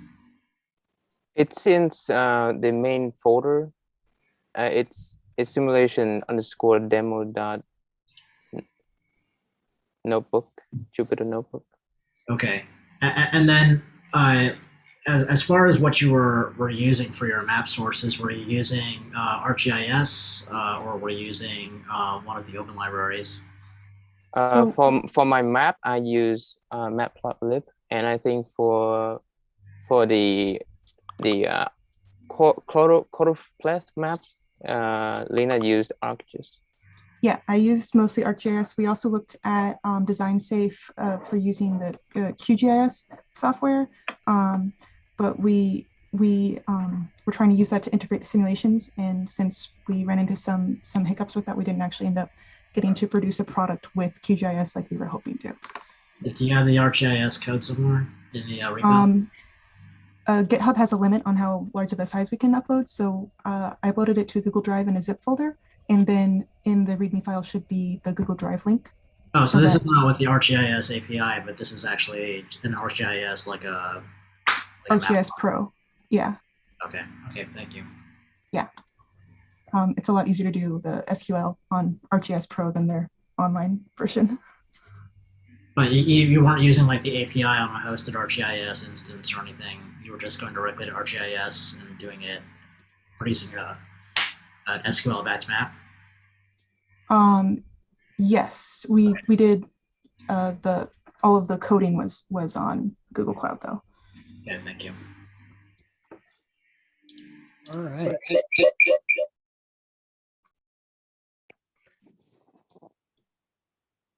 Okay, all right. Are there any other questions? I see in the chat, Rich has a question, and he asked, "Did you get to run what if scenarios based on age, ethnicity, and education levels to see how it would change the most recent elections. So in our code, we did not do it based off of age, ethnicity, or education. But what we did try to do to get, like actual good data is we did different ways of splitting up the districts. And one of the things that Andy also coded in there was like we had a part with the step split and a sequential split, but he also did 2 separate blocks of code that shuffled the voters list so that we could also see it in that aspect. I think for future work, doing it based off an age, ethnicity, and education would also be really interesting to see. But our code with just what we were doing was pretty verbose. So I don't know if we would have been able to finish it with those different factors, but that would definitely be something that would be cool to check out in the future. I just want to add one small thing. We've generalized the variables, so those could be plugged in age, ethnicity, or something else. Oh, yeah. Yes. Yeah, we just kept it as a high level for the short time and what we had. Excellent. So I have one, oh, excuse me, one social question for you. So, of course, gerrymandering and redistricting are have some hot button issues associated with it, especially with voting and things like that. As a team of people from across not just this country, but of course outside this country as well, how did your team deal with ensuring you didn't get caught up in the minutia, so to speak, or the emotions that kind of come along with some of these questions? I'd say we spent the entire first evening Thursday, like we kind of came up with like our team name and some things like that. But most of it was coming with, we drew up a list of common terms around this, like gerrymandering and like politically left, politically right, and to talk all the way through it, which we did. Like, you know, we're not all on the same end of the political spectrum, so we did have to like kind of debate that out and come up with terms that we could agree on, so that if someone said, hey, well, what about this? We'd be like, well, that's not within the scope because we're focusing on gerrymandering, which we defined this way.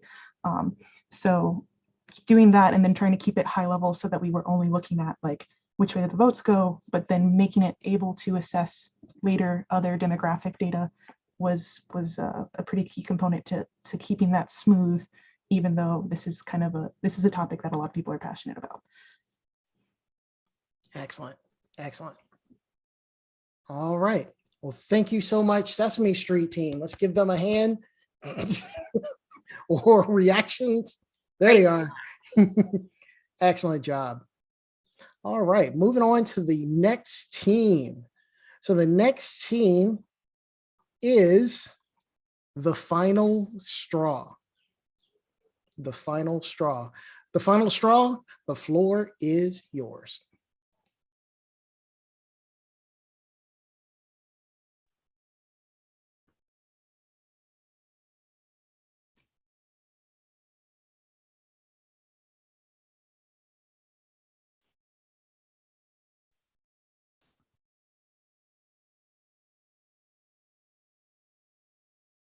Are you ready to start?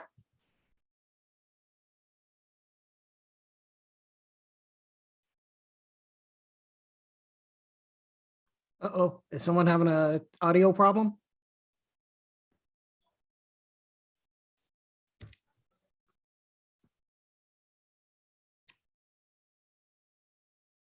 We see the mouse moving, so we know they're alive. That's a good thing. Oh, sorry. There we go. I'm waiting for my team member because he said he was going to start it off and I would be the sharing the screen. And okay. Thank you for the introduction, Logan. Oh yeah. Here we go. Are we ready? Our 10 minutes start now?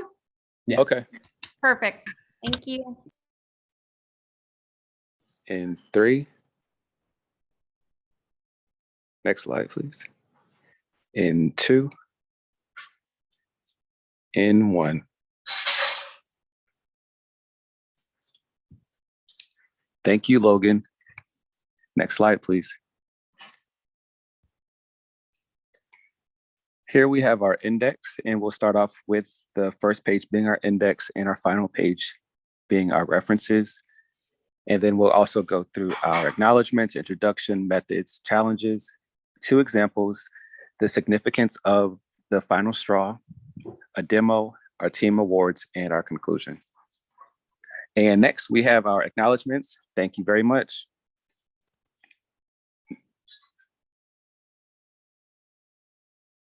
And here the straws are introduced as Dr. Doswell, Miss Dancer, Lena, John, Caesar, Caleb Joseph, and Logan. At this point, our methods included beginning with setting up a GitHub repository and reviewed how to use HTML, CSS, and another coding language. And then we moved on to testing those files, those coding files, and setting up a website.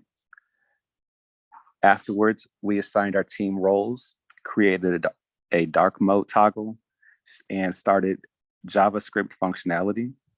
Then we voted for team superlatives, created the straw generator. And finally, after discovering flaws and fixing those flaws in our project, we began presentation practice. Next slide, please. Thank you, Logan. The challenges that are included were, they were few, but we worked together really well and we overcame those hurdles. And the picture on the right side is an image of one of those challenges that we faced with the website on Netlify. Logan, can you click the next slide, please? Thank you. The first example of, so this is leading into the significance of our project. And the first example could be used when making a decision with a group of like 2 or more people, where that would be where the first person could ask who would like to make tea. And then second, after you ask that question, second, you would click the link that's highlighted, which takes you to our website, and then click on pick your straw. And then finally, you would click generate straws, and then the individual with the longest straw gets to relax while the individual with the shortest straw would make the tea. And then our second example includes a group of 1 person or more, where you would ask, how many push-ups should I or we do? And then you would click the link that's highlighted and click pick your straw once you get to the website. And finally, click number generator and continue clicking until you get the lowest digit. And that's how many push-ups you would do. Thank you so much again, Logan. Can you click the next slide, please? Thank you. Our project, Draw Straws, is 100%. And that's because it is the only straw generator in existence on the web as of July 12th, 2021. So in the future, other straw generators would be using our idea. Can you click the next slide, please? Thanks, Logan. All right, here, I'll take over for the live demo. Great. And so here's our homepage. We got our team picture, and just we also have our About Us page that with a little slideshow going through our pictures with edited little like drinking drinks with straws. And we got a little picture and small intro for what the mentors and our students. And then we go back to the homepage. Then I have made a dark mode toggle for if people who prefer that kind of look for the website. And so here's our straw generator. We had a bit of trouble getting it to function, but so what you do is you will enter, let's say you want 3 straws. So you hit submit, and then you click the number generator 3 times, and then you hit generate straws, and it'll create 3 different straws with the lengths based off these 3 random numbers. And we planned on getting farther in with more complicated straw generation, but we had a little bit issues getting even this to show up, as all of our first times basically working with HTML, JavaScript, or anything like that. For some of our technologies we used were we worked with the Google Cloud Compute, or the Google Cloud Compute Cloud thing, and we were trying to set it up to see if we could maybe host a website off of that, but by the time we were working on that, we got the Netlify to set up and automatically grab from our GitHub to update the website.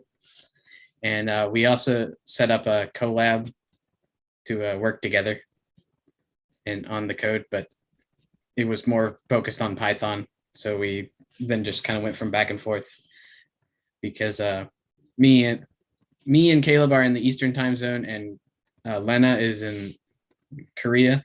So I think there's an 11-hour difference. So it made working and communicating a bit difficult, but we managed. And Lena, if you want to talk about the straw generation, how you worked on that, you can do so now. Okay, so here, we'll just go over how it works, just in more detail. So when you click the number generator, it displays a randomly generated number that is in a range of 1 to 100.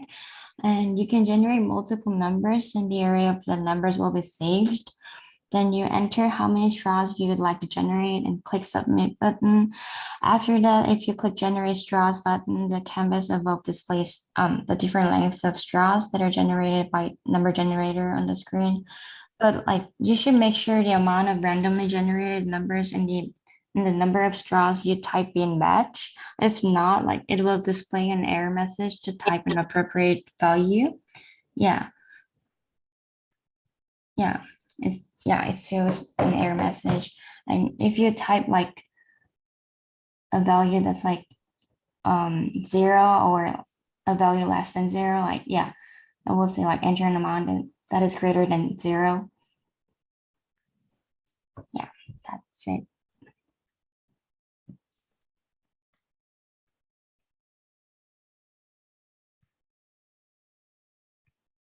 Caleb, I got back to the slide for you. Thank you, Logan. Thank you, Lena. Excellent. This slide that we're on now is showing our team awards, where we want to say congratulations to Caesar for getting the Mentor MVP award. Thank you, and congratulations.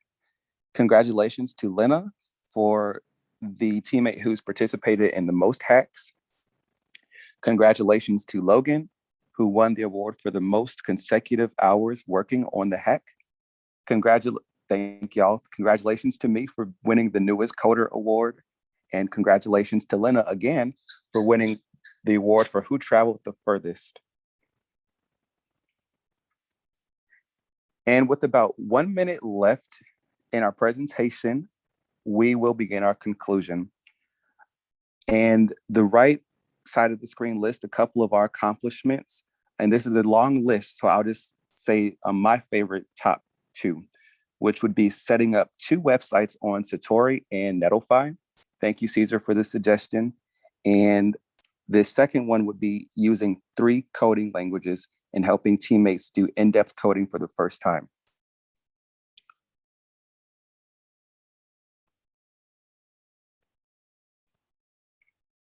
Thank you, Logan. I forgot to ask, but you read my mind. We need more people like you in the world. Our final slide here shows our references. Thank you. Excellent. Great job. Great job, Logan and Caleb and Lena. So so there are a couple of things I wanted to say about your team. The first thing was you all had a lot of challenges that you all overcame. The first was an 11-hour time difference. 11 hours. Imagine trying to sync your calendar with someone that is 11 hours away from you. And then second, you all, for the majority of you all, you were new coders. And so you actually learned languages as was stated, 3 languages, and I'm actually going to throw in a 4th because you learned Markdown as well on the fly. And then coordinating them all together to actually have a working product on a site that I'm actually excited to dig into for some of the projects that I work on with Netlify and the integration into GitHub. I'm excited about it. So I just want to say great job, absolutely great job, team. Having said that, are there any questions?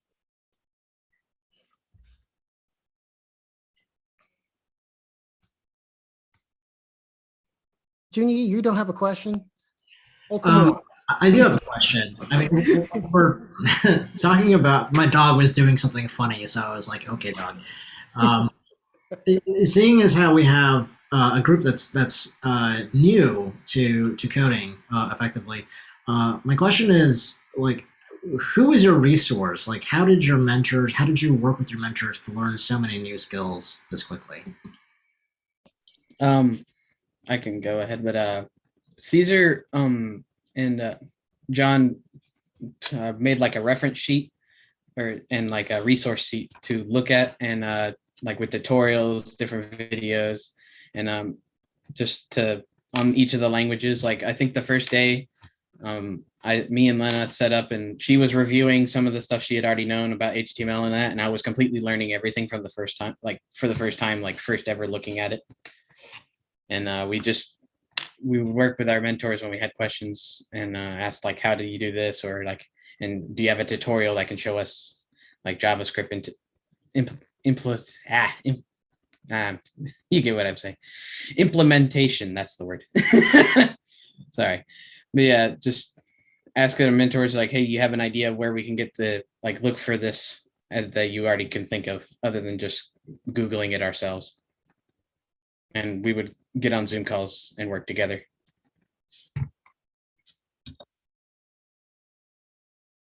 Jamie, you're muted. Thank you. I want to throw one more thing out there that John Holly actually said in the chat, that Caleb also did all this. And I know he's not the only one during this hackathon, but Caleb actually did this while working throughout the weekend. So just keep that in mind. And like I said, I know there are several other participants that had to go to their job. There were some people that had family concerns that came up. There are others that, of course, services and things like that, and internet issues. A tropical storm / tornado came through a couple places, all during these 98 hours. And you're still seeing these final presentations come through. So, I mean, amazing job there doing that. So, having said that, if there aren't any other questions, we're going to move along to our final team, the Valiant Vaccinators. The Valiant Vaccinators, the floor is yours. Okay, I'm going to share.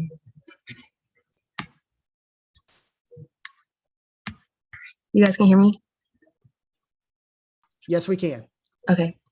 So good evening, everyone. My name is Jasmine. I'm a part of the Valiant Vaccinators. First, we can meet our team. So we had 2 students, Avi and I, and then we had 3 mentors. I think we had the least amount of students on our team, but that didn't stop us, and we were still able to make what we needed to make, and it was great. Our overall goal was to explore the correlation between COVID-19 vaccination rates to death and infection rates in the United States. Initially, we began only focusing on North Carolina. However, we ended up focusing on the entire nation. Usually when you're doing this type of research and project, you find yourself having to scale down from nationwide to a certain area, but we did the opposite. We did this because the nationwide data gave us needed information, such as vaccinations over time and deaths over time, which we weren't getting in our North Carolina data. We'll now go into our live demo where we'll show our findings and correlations. To manipulate this data, we use Jupyter Notebook and Google Colab. In this demo, you'll see that if we enter a vaccination rate, in return, we should receive the death rate. According to science studies, a 60% accuracy is considered well, and we were able to accomplish a 64% accuracy rate. When viewing this demo, just keep in mind that this is in correlation and not causation. So we're not saying that not getting a vaccine causes death. It's just to show that there's a trend and we were testing that trend. So I'm going to share now. I hope I shared my sound.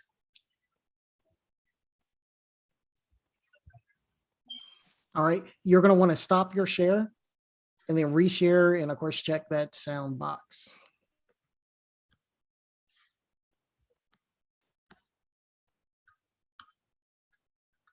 In this first cell right here, We can hear all you. we're doing Thank is you. importing all the libraries that we had to use for our project. And as we go on later in the demo, you're gonna see actually how and why these libraries were used. And then I'm just gonna read the data set, and we got this data set from a website called Our World in Data, and it had a lot of useful information about COVID-19, and we're specifically looking at that for America. Once we read that, we decided to clean the data and make sure to only keep the columns that we really needed. And as you can see here, our dataset had 486 rows, with each row representing a day of data. And the data actually spans from March 3rd of 2020 until July 3rd of 2021, which is over a year of data. And for this reason, we thought that the dataset we chose provided us with a good amount of data to thoroughly and effectively analyze the trends of COVID-19 that we wanted to look for. So now that we got all the data cleaned up and out of the way, now we actually wanted to visualize the data. So this first graph right here is a graph of the amount of COVID cases in America over time. And as you can see here, the cases grew over time, which really should be a surprise to no one. But we want to look a bit deeper at the actual rate of cases per day. And what this means is that there's going to be a number of new cases per day that are reported. So that's basically what's graphed here. And it's interesting to note that this amount peaks at around 300 days after March 3rd of 2020. After that, it just steadily decreases. And we were curious about why it actually started decreasing at the 300 day. But later on in this investigation, you might see a possible reason why. So similarly to the number of cases, we also graphed the number of deaths, which also increased. And then we also looked a bit deeper and graphed the death rate over time. And this one also had its most highest death rate at 300 day mark, and then just decreased after that. And then the next graph we're looking at is the number of COVID vaccinations in America over time. And it's important to note that the vaccines didn't actually start rolling out until the 300th day after March 3rd. So this chart right here just shows the amount of vaccines given out from the 325th day to 475th day. And it's actually quite impressive how many vaccines were pushed out in just a span of like 100 or so days. So yeah, and then the next thing we did is graph this heat map. And basically what the heat map does is it compares different columns and tells us the correlation between those columns. And from this, that's where we decided that we wanted to visualize the correlation between the vaccinations and the number of new cases per day, and then the vaccinations and the number of new deaths per day. So that's where this first graph comes in, where we have the number of new cases per day versus the people vaccinated in America. And to note, this is the number of people fully vaccinated in America. So yeah, as you can see here, we got some pretty interesting results. As the number of total vaccinations increases, the number of new cases per day tends to be lower. And we wanted to discover what this correlation was between the data. So we use linear regression to be able to visualize a line of best fit that would be able to generalize the trend that's going on over here. And we also printed the R-squared value, which we got as 0.64. So what this means is that the line of best fit right here has a goodness of fit for the specific set of data at 0.64. And in data science, anything above 0.6 is considered good, as Jasmine said before. So this is how we discovered that there was indeed a relationship between the number of new cases per day and the total vaccinated. And we got similar results when looking at the number of deaths per day and the number of vaccinations as well, with a 0.61 R-squared value. So after this, we got a bit more ambitious, and we wanted to actually figure out a way where we could predict the number of future deaths using the data in the data set. So right here, our X variable is known as the features, and these are the columns we chose. The number of vaccinations, the positivity rate, and the new cases. And then we wanted the model to predict the amount of new deaths. And to achieve this, we use a k-neighbors regressor, which is a machine learning technique which is trained on 80% of the data, which is what we set the train test split as. And then 20% of the data is used to test the accuracy of the model. And from this, we got a mean error of 237, which wasn't too bad, but we also wanted to try improving the model. So what we did there is we really thought about what the outliers would be in the situation. And if you really think about it, right, in the first few days of the pandemic, the vaccine already wasn't out. So there would be a lot of data points where there are 0 vaccinations out, but really high like death rates. And we thought that this might throw off the model because the model isn't really going to know why exactly there's no vaccinations at that point. So we really needed to take out all those days where the vaccines weren't out yet.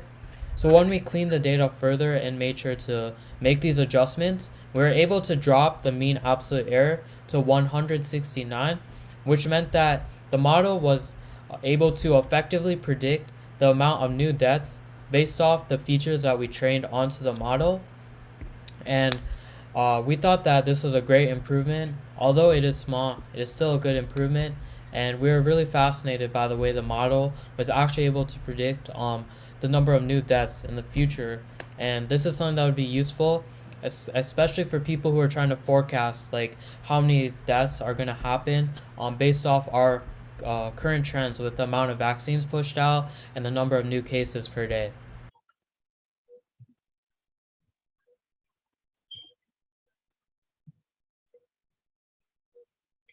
And that is the end of our demo. Does anybody have any questions? I have a question. So you have a correlation between vaccination rates and deaths, and that was one of those things where it's like, okay, we kind of knew that was going to happen. As people get vaccinated, there's going to be fewer deaths over time. Why would this work continue to be useful after the initial proof that the vaccinations are effective in preventing deaths? I think it's a controversy type of thing. I mean, I know a lot of people that aren't vaccinated that don't want to get vaccinated. I mean, my whole group was vaccinated, but there are still people that don't want to. And this wasn't to like try to push that on them or anything. We just know that in the States, there's still people that don't want to.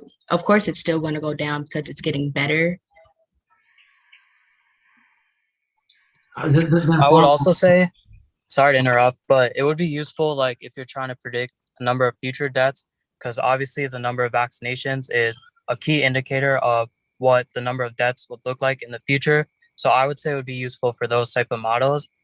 Maybe not necessarily like comparing the vaccinations and death, because we are all already able to demonstrate that here, but it's more just looking at how many future deaths would occur, and I guess proving that the vaccines are effective. So the visualizations are great. Is there another way that you can present this information in a way that's I guess more striking? Because if you communicate to the average person, you know, everybody wants to say like, give me the statistics, and they say, well, the R correlation value is X, and they're like, oh, I don't understand statistics actually. How could you also use these graphs in sort of that public communication? Yeah, so I would say the graphs just visually, we're definitely able to demonstrate how, like, as the number of vaccinations goes up, the death rate is going to continue to go down. So I would say that just showing that visualization is pretty effective in of itself.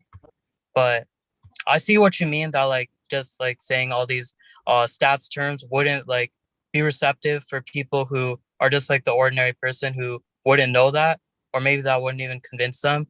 But I definitely do think like the graph and visualizations like that could help, especially if like you're watching the news and you see a graph like that where it's really apparent that the number of deaths is going down per day because the amount of vaccines is improving and going up.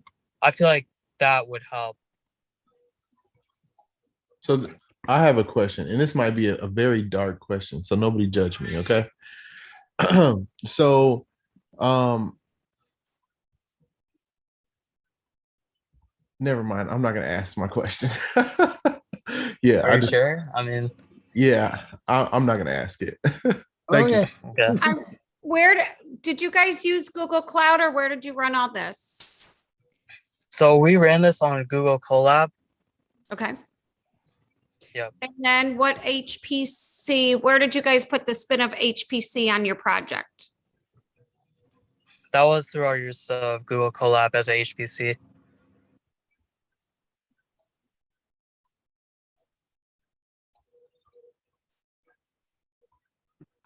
All right. Are there any other questions for this group?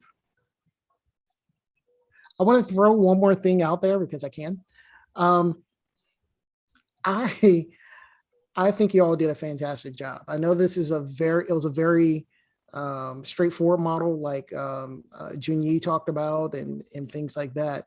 But still being able to see that trend line was good to see.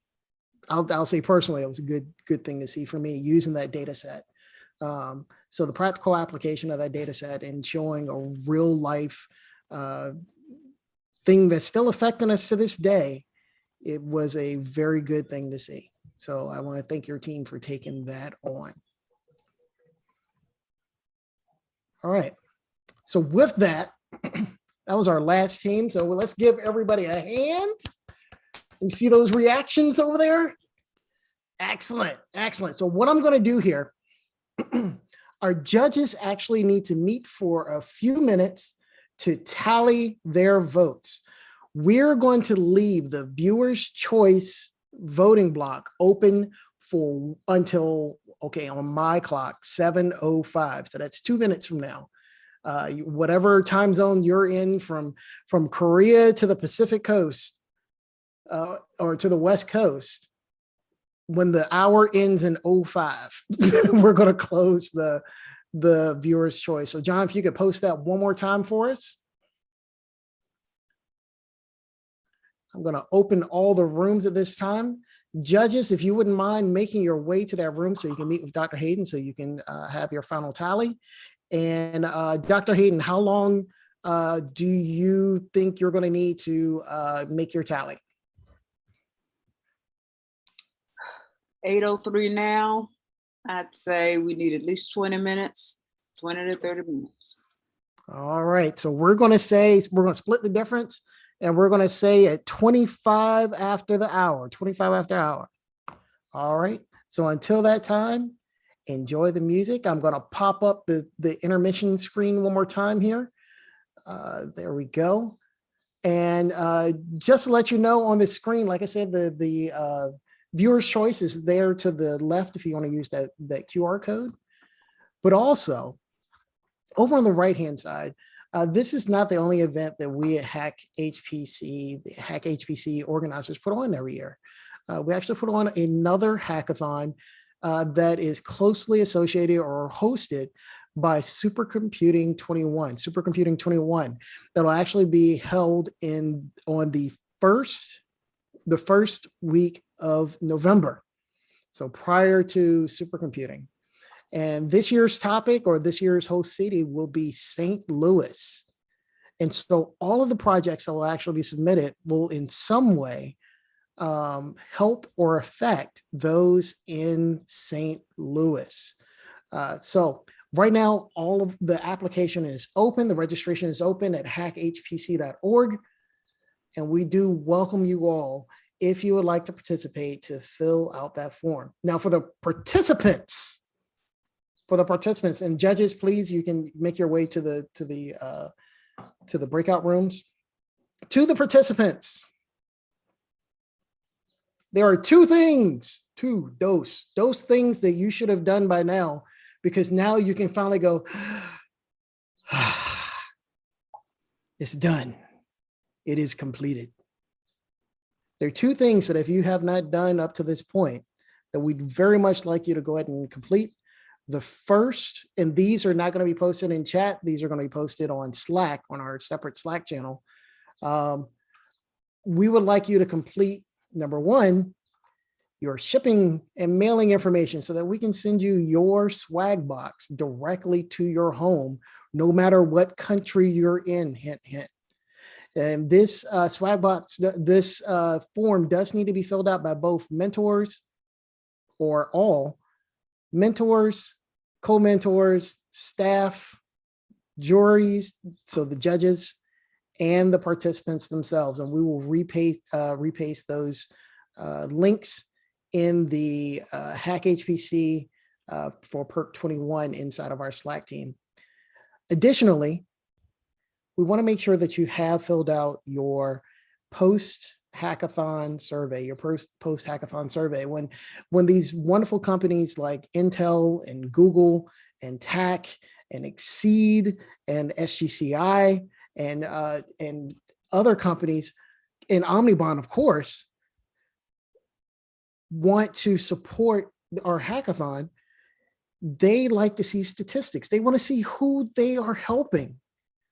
And so having said that, we want to make sure that we have those statistics available for them so that they can see what's going on, and also so we can see how we can make the hackathon better for our next generations. As you all can tell, for those of you that have been in our previous hackathons, we focused carefully on timing this year, and the teams did an amazing job doing that. So please, by all means, head into PEARC21-HackHQ-General, fill out both your mailing form and the other form that my brain is forgetting right now would be the, everybody's talking about it. Everybody's waiting for it. So the mailing form and the post-hackathon survey. And we'd also, of course, welcome you to filling out the HPC in the City and the HackHPC alumni group, which can be found on LinkedIn. So with that, I am at 7:08, so I am heading into the viewer's choice, and I am officially closing responses. So we're no longer accepting responses on viewer's choice.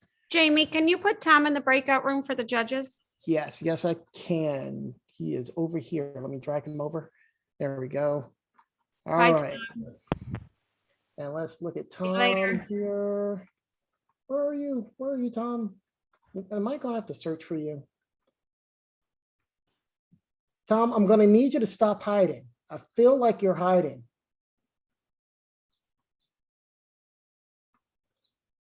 Tom. JB, you could turn it over to me if you want. I'll do it. That's fine. I don't see him though. He's right here. Assigned to judges only. I got it. Excuse me. You got him? Okay, thank you so much. Hi, Tom. You should be disappearing. Did you disappear? Excuse me. Yes. I got Frankie Knuckles playing in the background right now. Disappeared. Did he disappear? I made a mistake. It's not Miss Dancer. It's Dr. Dancer. Excuse me. Oh, sorry about that. I got him, right? He disappeared. Boyd, why didn't Boyd disappear? Let's see here. I do see Tom is in the room. Okay, but Boyd didn't disappear. Does he want to disappear? Let's look for Boyd here.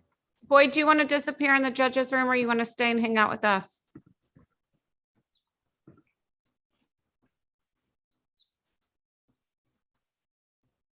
All right, I'm actually going to pause the recording. So let me head over here. And pause recording. Amy, please give me a Students reminder. and mentors. I will. I'll tell you to record again. Okay. Mentors, what'd you say, Rich? The post survey is for students and mentors.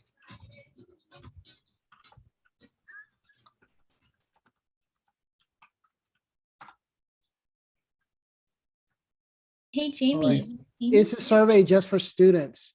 Jocelyn, you brought tears to my eyes. Oh, you guys are so sweet. Can I ask for something really quickly, or just yeah? My dad is here. Dad, say hi. Oh, wait, I want to see him on camera. All right, so let me go ahead. I'll hit stop for a moment. Stop share. Right, I want to see. Hold on. How are you? Hello. Hey. Great presentation. Thank Wait. you. And thank you for allowing us to borrow your daughter. No Yes, problem. I can't see yet. Oh, Oh, where's he at? He's the one that says Javier and Veronica Salgado. He's wearing sunglasses. Right below you, actually. Oh, hi. Hello. So enjoy your daughter. She Thank you is very much. amazing. She is wonderful. She's going to go far, far places. Thank you very much. Thank you. But she's not going to leave Chicago, so don't worry. I want her to come to South Carolina. Yes. I will go visit everyone and I will take you out for dinner. I promise. I already said it. So I'm so glad you joined us. Now you know why we steal her for the weekend. She's so Mhm. wonderful. thank you. Oh, hi, Mom. What up, mama? Congratulations. Very nice presentations for everyone. Congratulations. Thank you for coming. We and so supporting. enjoy your daughter. She is absolutely an inspiration to us all. Thank you. Thank you. I really appreciate it. She's a good girl. She is wonderful. She is going to be so successful. Thank you. Thank you. Thank you, all of you. Love you too, Mom.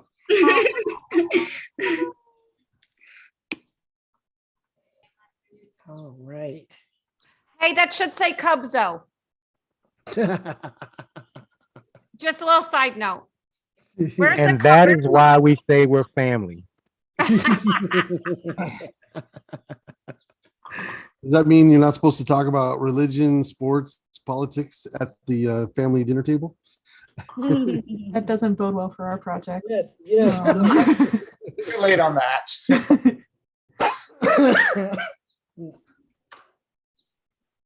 It's on YouTube. I have not been to a White Sox game in Chicago, but I have been to a Cubs game in Wrigley, sort of a bucket list. Yeah, the last time I was at a White Sox game was at Old Comiskey Park. So I don't think that exists anymore. Right before COVID, I was at White Sox and Cubs. I love my sporting events. So your last baseball game I went to. Oh yeah, it was the White Sox. It was the White Sox. Yeah, I was with you. Mm-hmm. It was during the PEARC conference. I don't know if you guys Sure noticed, was. but in the video, I included a little bit of it. Mm-hmm. I saw it. Oh, and I actually messed up the video, so I sent it to Jamie, but there's like a little surprise in it as well. Oh, so there's something new. Mhm. Okay. Let's see here. Was there an end credit scene or after credit scene? No, it was in the beginning. I don't know if you'll be able to catch it. I think you will. Well, Jamie, would you like to play it? We do have 20 minutes, I believe. Yeah, play it. Like that brought tears to my eyes. I was like, oh my goodness, of course Jocelyn does this. You're so sweet. Um, Well, I wouldn't expect anything less by you. At all. Wouldn't at all. So I am downloading as we speak. And that's why I felt like so bad, because I didn't want to submit something that was just like unfinished. So that's why I promised, like, I was like, I'm gonna work my butt off of this. So that's why I tried to make it as perfect as I can. And then I messed up one thing and I was like, no. So hopefully you do end up enjoying it. That one. Okay. So we have it here. And all right, we're gonna share it out here. So let me head to Now your dad can see it. Yes, There so we bad. go. Take a look. screen share and need to grab it. Sounds on. Here we go. Hackathon? What are they? We're going where? We're doing what? These are the racing thoughts that not only rose across my mind, but the many hackathon participants here. And we are Cash Captains. Ching, ching, ching goes the money tree. And every time a ching money comes to me, it all flows in so abundantly. From the top, left, right, and up under me. Wave, wave, wave, I'm a money wave. Money flow, money made. Flowing in and out, plus money saved. Debt, debt, debt, all debt is paid. And as my mother always says, shoot for the moon so you can land on the stars. See you soon and good luck!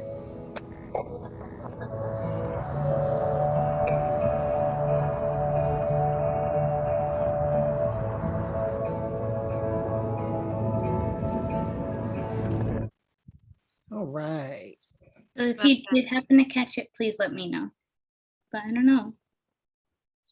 Well, I saw that was the first hackathon that you all had. What are we missing here? So the first video, I didn't realize that I implemented you twice because the last video was supposed to be with me and Boyd. I don't know if you realized it, but he was teaching me, and I'll never forget it because he was like, yeah, you got to copy and paste this section. And I was just like, oh, I don't know what I'm doing.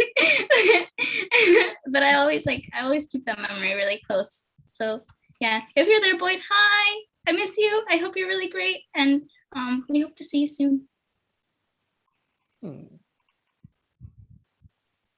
Well, all right, everyone. What I'm gonna do, I am gonna go back to our good friend. What's his name here? So this friend of Charlie's named Charlie. What is his name? I can't find his name right now for some reason. I know you know. You mean in the list of our attendees? Or, Oh no, the SoundCloud. Oh, John Murph. John Murph. There we go. John Charlie, Murph. did you like my response to your happy hour thing? You see it in Slack? Going there now. Oh, yes. It's mandatory. Yes, it'll be a mandatory. It's thing. mandatory. Like overdue mandatory. Looking forward to seeing you all live, honestly. Are you going to be at Supercomputing?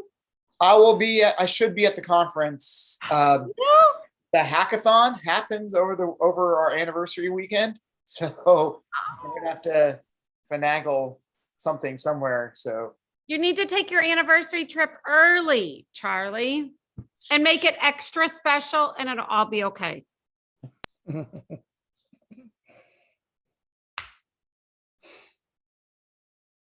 All right. So we are gonna. What is Tom still in it? Tom, you're supposed to be in there with the judges. What are I you brought doing him here, buddy? back. He didn't get the forms from Linda earlier, Okay. Okay, not a problem. so I grabbed him back with us. Charlie, you should make your challenge problem for that weekend something to do with like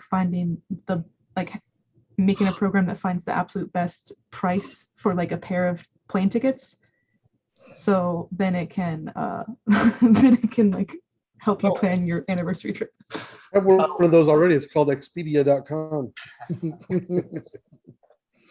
Tom, you're muted. You were just Charlie, you can create something for everybody else to find love so they can have an anniversary. oh, that'd be honestly. I have an idea that I'm not sure if I want to throw this. Well, I'm not going to make any money from it. But Tell me. so last year we had a one of the Tax Summer Institutes, and one of the projects that we had one of our visualizations experts give was she likes to do a lot of hands-on stuff. So her hands-on project was, hey, everybody, take a piece of paper, and she handed out paper and pencil to everyone. And she said, draw 3 shapes. Draw a box, a circle, and a triangle. So everybody drew that on their pieces of paper. And then she said, make one of the shapes into some sort of transportation, a car, truck, airplane, whatever. One of the shapes into an animal, and one of the shapes into, I don't remember what the third shape was. One of the shapes into something abstract, I guess. Anyways, and then she said, all right, do that. And then she gave us why she did that. It's like an abstract thing on art theory and how you look at stuff. All right, so she did that with everybody. So when that entire session was done, I forgot who I was with, but then we started having to go through and clean up everybody's paper and pencil and put them back. And so as I was looking at all these papers, I was impressed by the grouping of how many people did almost the same thing. Like a small group of people, made, the circle into a sun, and made the triangle into a fish, and made the box into an airplane or something. And how many of these people did the same thing? Somebody else made, you know, the circle into an orange, like a piece of fruit. And they made the triangle into a mouse, and, you know, the box into a house. So all these people did almost the exact same thing. And it was definitely clustered on what people chose. So I was thinking, is that the basis of a dating app? You know, can you hook people together based on how closely they would draw three abstract things, you know, and how closely they would get along? Anyways, yeah, that was their mind and their creativity and what they're thinking and their lifestyle and what they want. Yeah, you know, it's like, you know, and this was a group of people who had come to our introduction to Advanced Computing Institute. And so they already had like minds, but at the same time, they all kind of drew their own thing, but certain groups definitely had closer, you know, closer images than other people did. So yeah, I was thinking, you know, I bet these people would become really good friends if they only knew each other. But I mean, it was a group of a couple hundred, so it was very difficult to see if they actually socialized with one another or not. But yeah, that was my basis for a dating app. So yeah, maybe the next hackathon.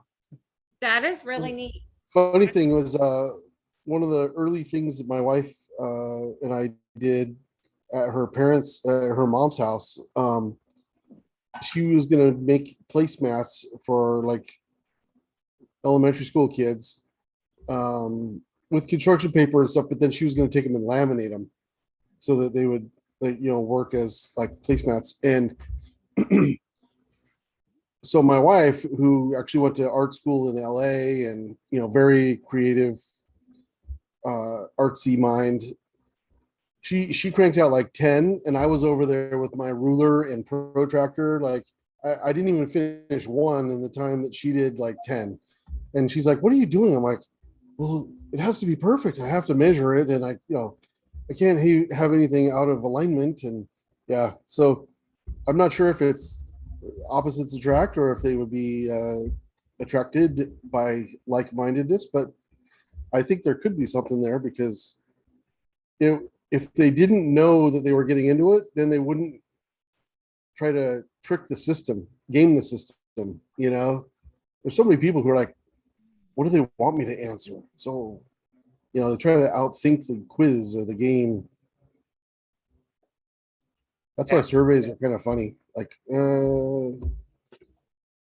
Yeah, I mean, honestly, when it comes to existing kind of surveys like that, a lot of people answer them with the assumption, with thinking about, well, what should I answer it, not what should I really answer it. But well, especially I was reading a paper. What day is it? Oh, it's Monday. Yeah, yesterday afternoon I was reading a paper, and the topic was really interesting. But then I got deeper into it, you know, like the 14 pages into the 27-page published article, and it said that their sample size was 12 youth. I'm like, you managed to write a 28-page, you know, published paper with an N size of 12 and split between two schools, and you're trying to, you know, correlate this is somehow. And at the end, they even admitted, like, we're not really sure how it actually affected anything. I'm like, oh, geez, I just wasted an hour reading this, hoping to use part of it. So yeah, now I'm like, if they don't have a sample size of like this much, I'm not going to trust their surveys. You know, Rich, it's interesting you said that, because it seems like a lot of researchers are having difficulties getting people to like answer surveys so that they can have a decent sample size, because there's a lot of papers that I'd be reading, and even in like their limitations, they would say, well, we sent out over 15,000 surveys, but we only got 32. And that's like, oh. So it's just interesting you say that. It's like, what can you do? I mean, I don't know, because it seems, I don't know, it seems like it would be unethical to pay survey participants to a certain extent. They I don't do know. pay, a lot of them will pay. They'll send you a gift card so they get responses. And it's Right. Like focus groups, I could totally see it, but for marketing and consumer research types of things, but definitely I would say it's that to me, it would be a hard no for political surveys, like polling surveys. But I mean, and to be honest, like I was reading, the reason their paper was so big was because it was like 15 pages of surveys, of survey questions. I'm like, you wanted middle school kids to answer these surveys? Are you kidding me? Give me Yeah. a break. They were just going like whatever. Sure, great. Like I'm like I don't trust your survey results. But anyway, I threw it out. Do they just send them out once, or do they send them out like consistently? Because like for my job, they like this is like the weird thing about it, because I've shopped there before and I never fill out the surveys, which I probably should because it helps our store. But like, never do either. I'm sorry. I don't either. I should fill out surveys more often. It helps us out a lot. Trust me. Somebody told me I should get a raise. I was just like, thank you so much. But they always send them every week. They're always like, oh, will you please fill out our survey? Will you please fill out our survey? And because of that, like our surveys have risen because we're able to see the results. So I don't know, maybe that's something to mention, like just to send it consistently, because then it consistently reminds the person like, oh, I should probably fill out the survey. And well, the problem is you got professors who are wanting to write something so that they can build a case to submit a grant request. And so there's like seasons of time where they have to kind of beat these things. So unless they're really rich and they don't care, they probably want to try to get as many back as fast as possible. Now I think about it, in addition to it, I think it's because of the audience that they're targeting. Middle schoolers don't have that big of an attention span to sit through a 12-page survey. Like you have to, as a researcher, redesign it to fit your audience. No offense to any middle schoolers. I have a middle schooler. There's no way she's sitting there for that long. There's no way. And I mean, she's good about stuff like that. And I mean, even as an adult, if I look at a survey, the first thing I'm looking at is how long is the survey going to take? Mm-hmm. If it doesn't tell me how long it's going to take, I'm more than likely not going to fill out that survey. Me either. Because I don't want to start something and not finish it. So therefore, I won't even start it because I don't know how long it's going to take. I take that attitude with my school because they'll send out surveys really frequently, and sometimes it's 2 questions, but then other times it's an hour-long survey, and you never know. And so I'm just like, I don't trust you. Honestly, I think when people do that, it's with the intention of not having people to fill it out, just simply because people are busy. Even if you go down to like middle schoolers, they might not be as busy as adults, but they have other things that's on their mind. So in my mind, if you create a survey that is 15 pages or 20 pages, you're saying, okay, I really want to discourage you from giving me as much data as I want. So I guess that's the way I interpret it. You said what? My daughter's busier than me. Right. I mean, I'm not joking. She's literally busier than me. She does an extracurricular sport. Then she has her academic stuff. So like Monday, Tuesday, Thursday, Saturday, she has either cheerleading or gymnastics. Ooh. Then 3 other days a week, she has Kumon. Then she still has to do the workbooks for the summer for my wife. And that's scheduled every day. So, I mean, she's literally constantly scheduling something to do. So and plus, frankly, if you look at a survey, these kids want to see something visual. Right. Now, if there was a way to do visual surveys, then I think it might have more of an impact. Okay. If we structured them like BuzzFeed quizzes, we'd have a lot more responses. Interactive. Well, one of the things I thought was interesting, a friend of mine works at Amazon. He was telling me that they have a really interesting policy. I worked at Cisco and we did once a year pulse surveys, which was like get feedback from the entire population of the employees to see how things are going at the company. And but then we never saw the results. We like you could see it from a divisional line down. But my friend was telling me that they actually publish the results. So like you can look at your manager's score and your manager's manager, whatever, all the way up. And they actually survey you every single day, like 5 days a week. So it's like a one question pop-up. So it's not always the same thing. It's not like, how's your boss today? Oh, he's a jerk today. Oh, he's great today. It's more like random questions from the pool. And he said, you can't use your computer until you answer the question. And I'm like, well, extortion or blackmail, whatever you want to call it. I guess that's one motivation, but it's nice because it's not overwhelming, but it actually builds over time to build a consensus. And he said that he's seen like VPs come and talk to directors who were like, what's going on, man? Your people are giving you a crappy score. And like the auto correction is actually really quick, which is kind of impressive.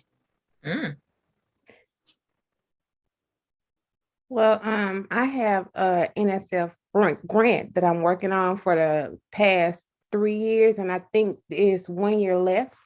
And I taught summer school during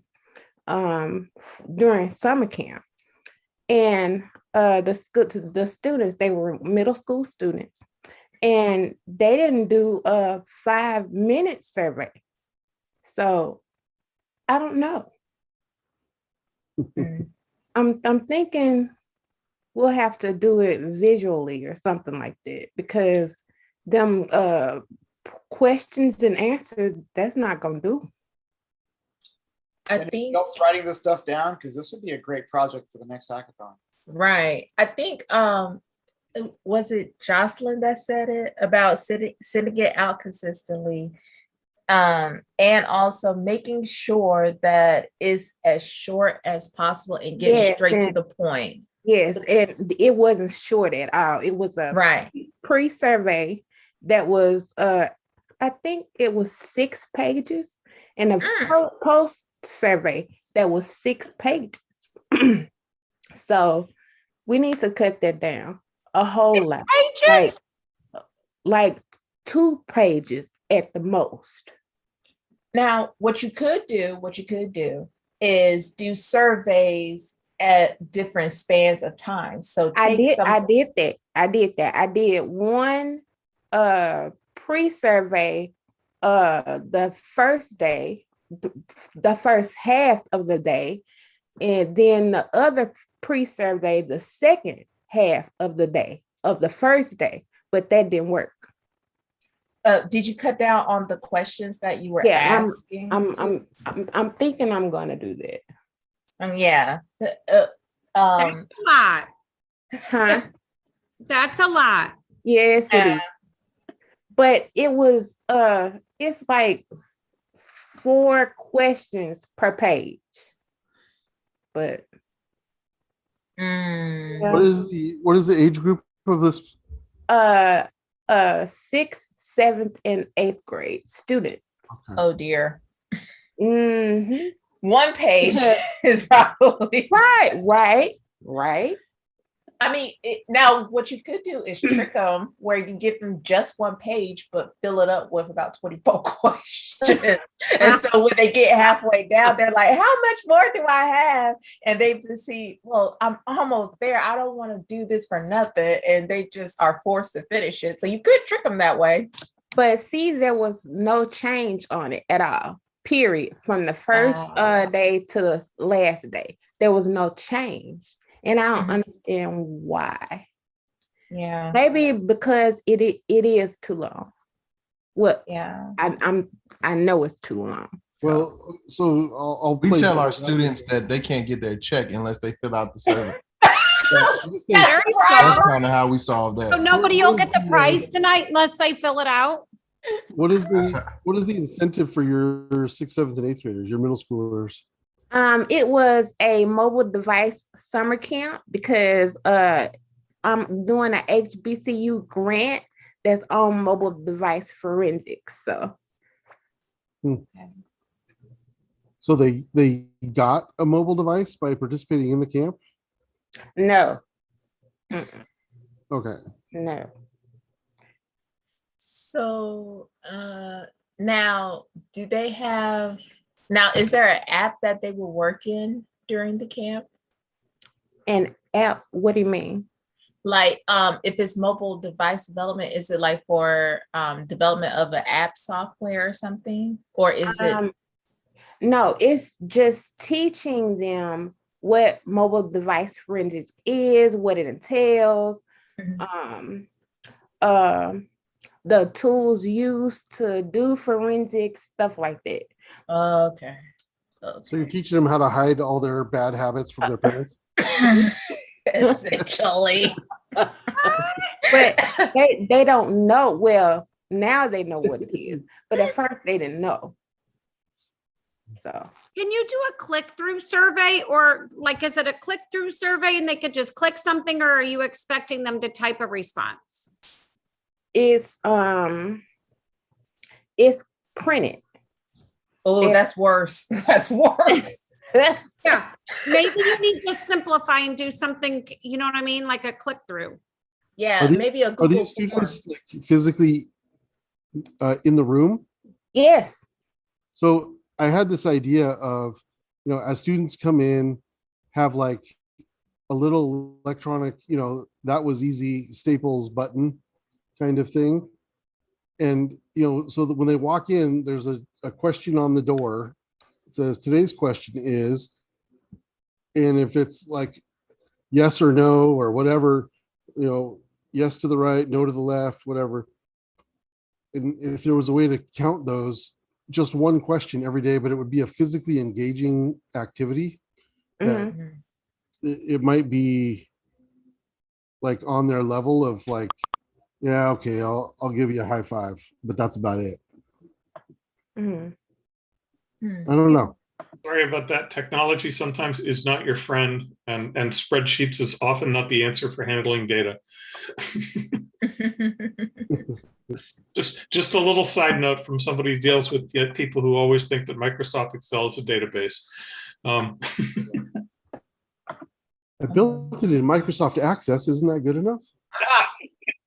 I love Access. Oh my God. I do. I teach it. And it's so fun to see their happy faces go to sad when they realize, oh crap, I'm probably not going to do well on this. Access, you're like a drug dealer. I know, right? So I used to work at a hospital as a software developer. And when I first got there were so many of these little places around the hospital that are using Microsoft Access as their quote unquote database. It's like, oh, project databases. Yeah, my job was partially to go through there and get rid of them all and actually write real applications for those departments to use, but still. Fortunately for us, it doesn't say Microsoft and our sponsors, but we probably ought to stop, many other companies. Oh, They just need to be not used the in the right company. ways. Well, luckily, we're not being recorded. But no, okay. All the apps I did write for the hospital were reusing Microsoft .NET. There you go. So, ladies and gentlemen, I have results. Oh my goodness. So, first of all, thank you for being so patient while our judges tallied. And we do want to say thank you to all of our judges. And I want to make sure I don't miss any of them. So the judges were, I'm looking at the list because I want to make sure that I do not miss a single one of them, hopefully. So first, I want to say thank you to Dr. Linda Hayden for leading the judges, for doing training for our judges, and then, of course, helping with the tally and things like that. So thank you so much, Dr. Hayden.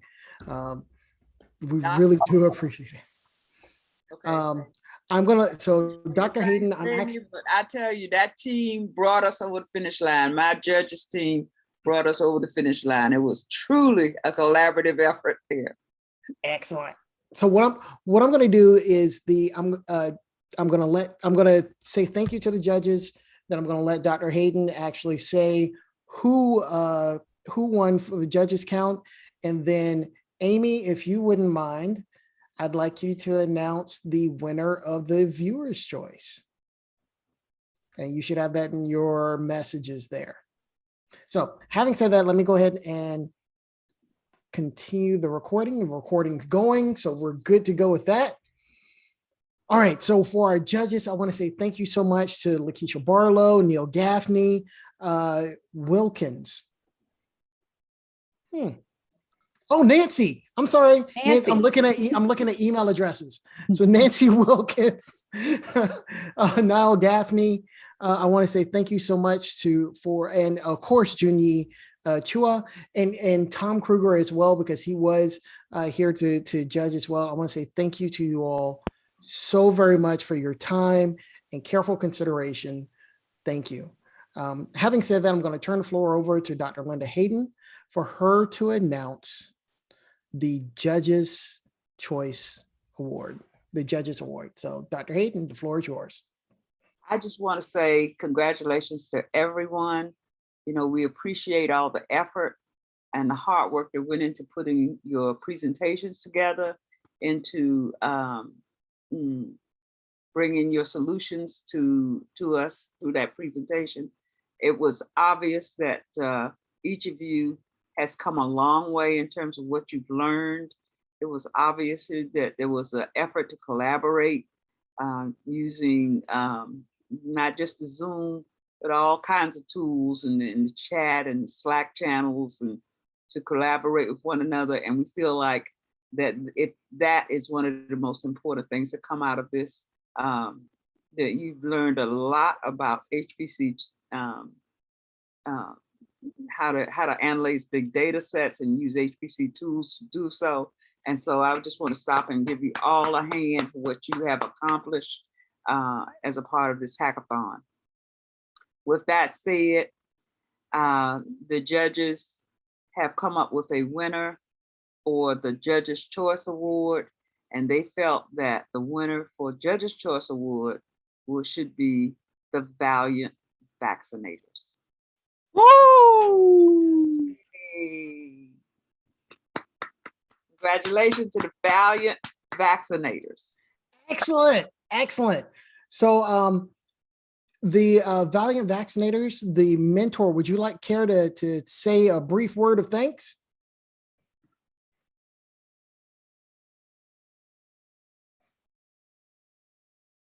Yes, thank you very much. Jamie, Dr. Hayden, everybody in this. First, I have to say, it's actually my first time here. And I've never been this excited, the group. I feel like I got new friends. Jimmy, I don't know what you're gonna do, because I'll be texting you, I'll be emailing you. I'm really touched. Rich, I was telling Amy from what you said yesterday, how I drive to Atlanta and I see Clemons there, and I kind of related to the restaurants you kind of talked about, the chicken places yesterday. I mean, I feel this is my new group. I'm so excited. Amy, Cannon, I can't say enough. All the participants and my team of two, and my commentors. I'm so proud of you guys. I know we had some difficulties, especially I have to admit at the beginning, like I said earlier, I was traveling and I think I missed something that I felt really is something that kind of touched me about the meaning of HP. It had not got into me what this is all about. And I really felt bad that I had not observed it. And that's why I was going with Anaconda and all that, disregarding what is the history about. I'm so sorry for those who feel like overstep this. It's not going to happen again. Thank you so much, my mentors, Dr. Carwell, Mr. Belton, and especially, I have to say, the students, the two students, Abby and Jasmine. You are some great kids. Jasmine, you know you're my student. Abby, I feel like I should have you transferred to my campus I'll steal you somehow. Would love to have you. But so thank you all so much. I can't wait. I can't wait for the next one. That's all I gotta say, Dr. Hayden and Jeremy and Rich and Canon. That's all I can say. I can't wait for the next one. And thank you so much. Thank you all so much. I really appreciate it. You're a staple with us now. You're part of our family. That's how it works. Once we adopt you, you're in. You're in. Now that everybody knows how to say "kanampu," that's it. You're the genius. So thank you. Excellent job. Valiant vaccinators. Thank you so much. And thank you for your hard work. And now for our second award. I say second award because we just had the first award. Now we're having the second award, but just to let you all know, inside of our award system, both are equally seen. So, Amy, I'm going to hand the floor over to you for our viewer's choice. Render Benders are the winners. What? What? Yeah. What? So the Render Vendors have won the viewer's choice. And just so that we can see our final results here are the final results of the viewer's choice. And as you see, it was close. It was a close battle. It was a close battle. But the Render Vendors have indeed won. And having said that, Rich, as their mentor, would you like to have some brief comments just to say thank you? I just didn't think that I was going to win, so I'm so caught off guard that here, let me pull out my speech. I'm just kidding. He hasn't. No, this is exciting. This is my first prize of, well, except for that one team that snaked all the Google Homes and then decided to completely change my project into something else. Anyway,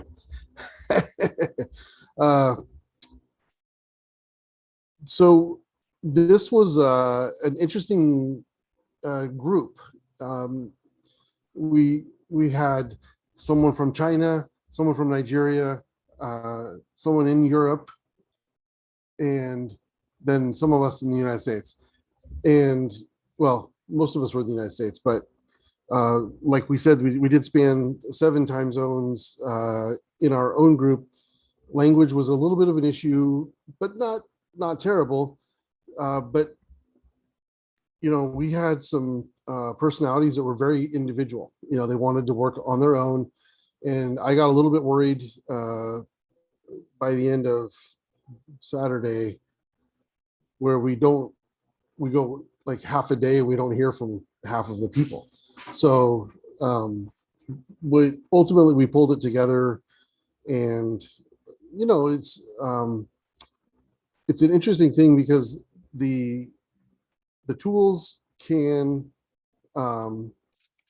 really make a difference in the scientific world. And I know that Boyd at the head of Cloudy Cluster, Omnibond, and all the other products that we have, that science is a huge passion to solve the crises of the world. So I'm just grateful to be a part of this. And I appreciate everybody for the energy and momentum that they bring. My team did a great job. And so thank you. Thanks, everybody. Excellent. Congratulations to you, Rich.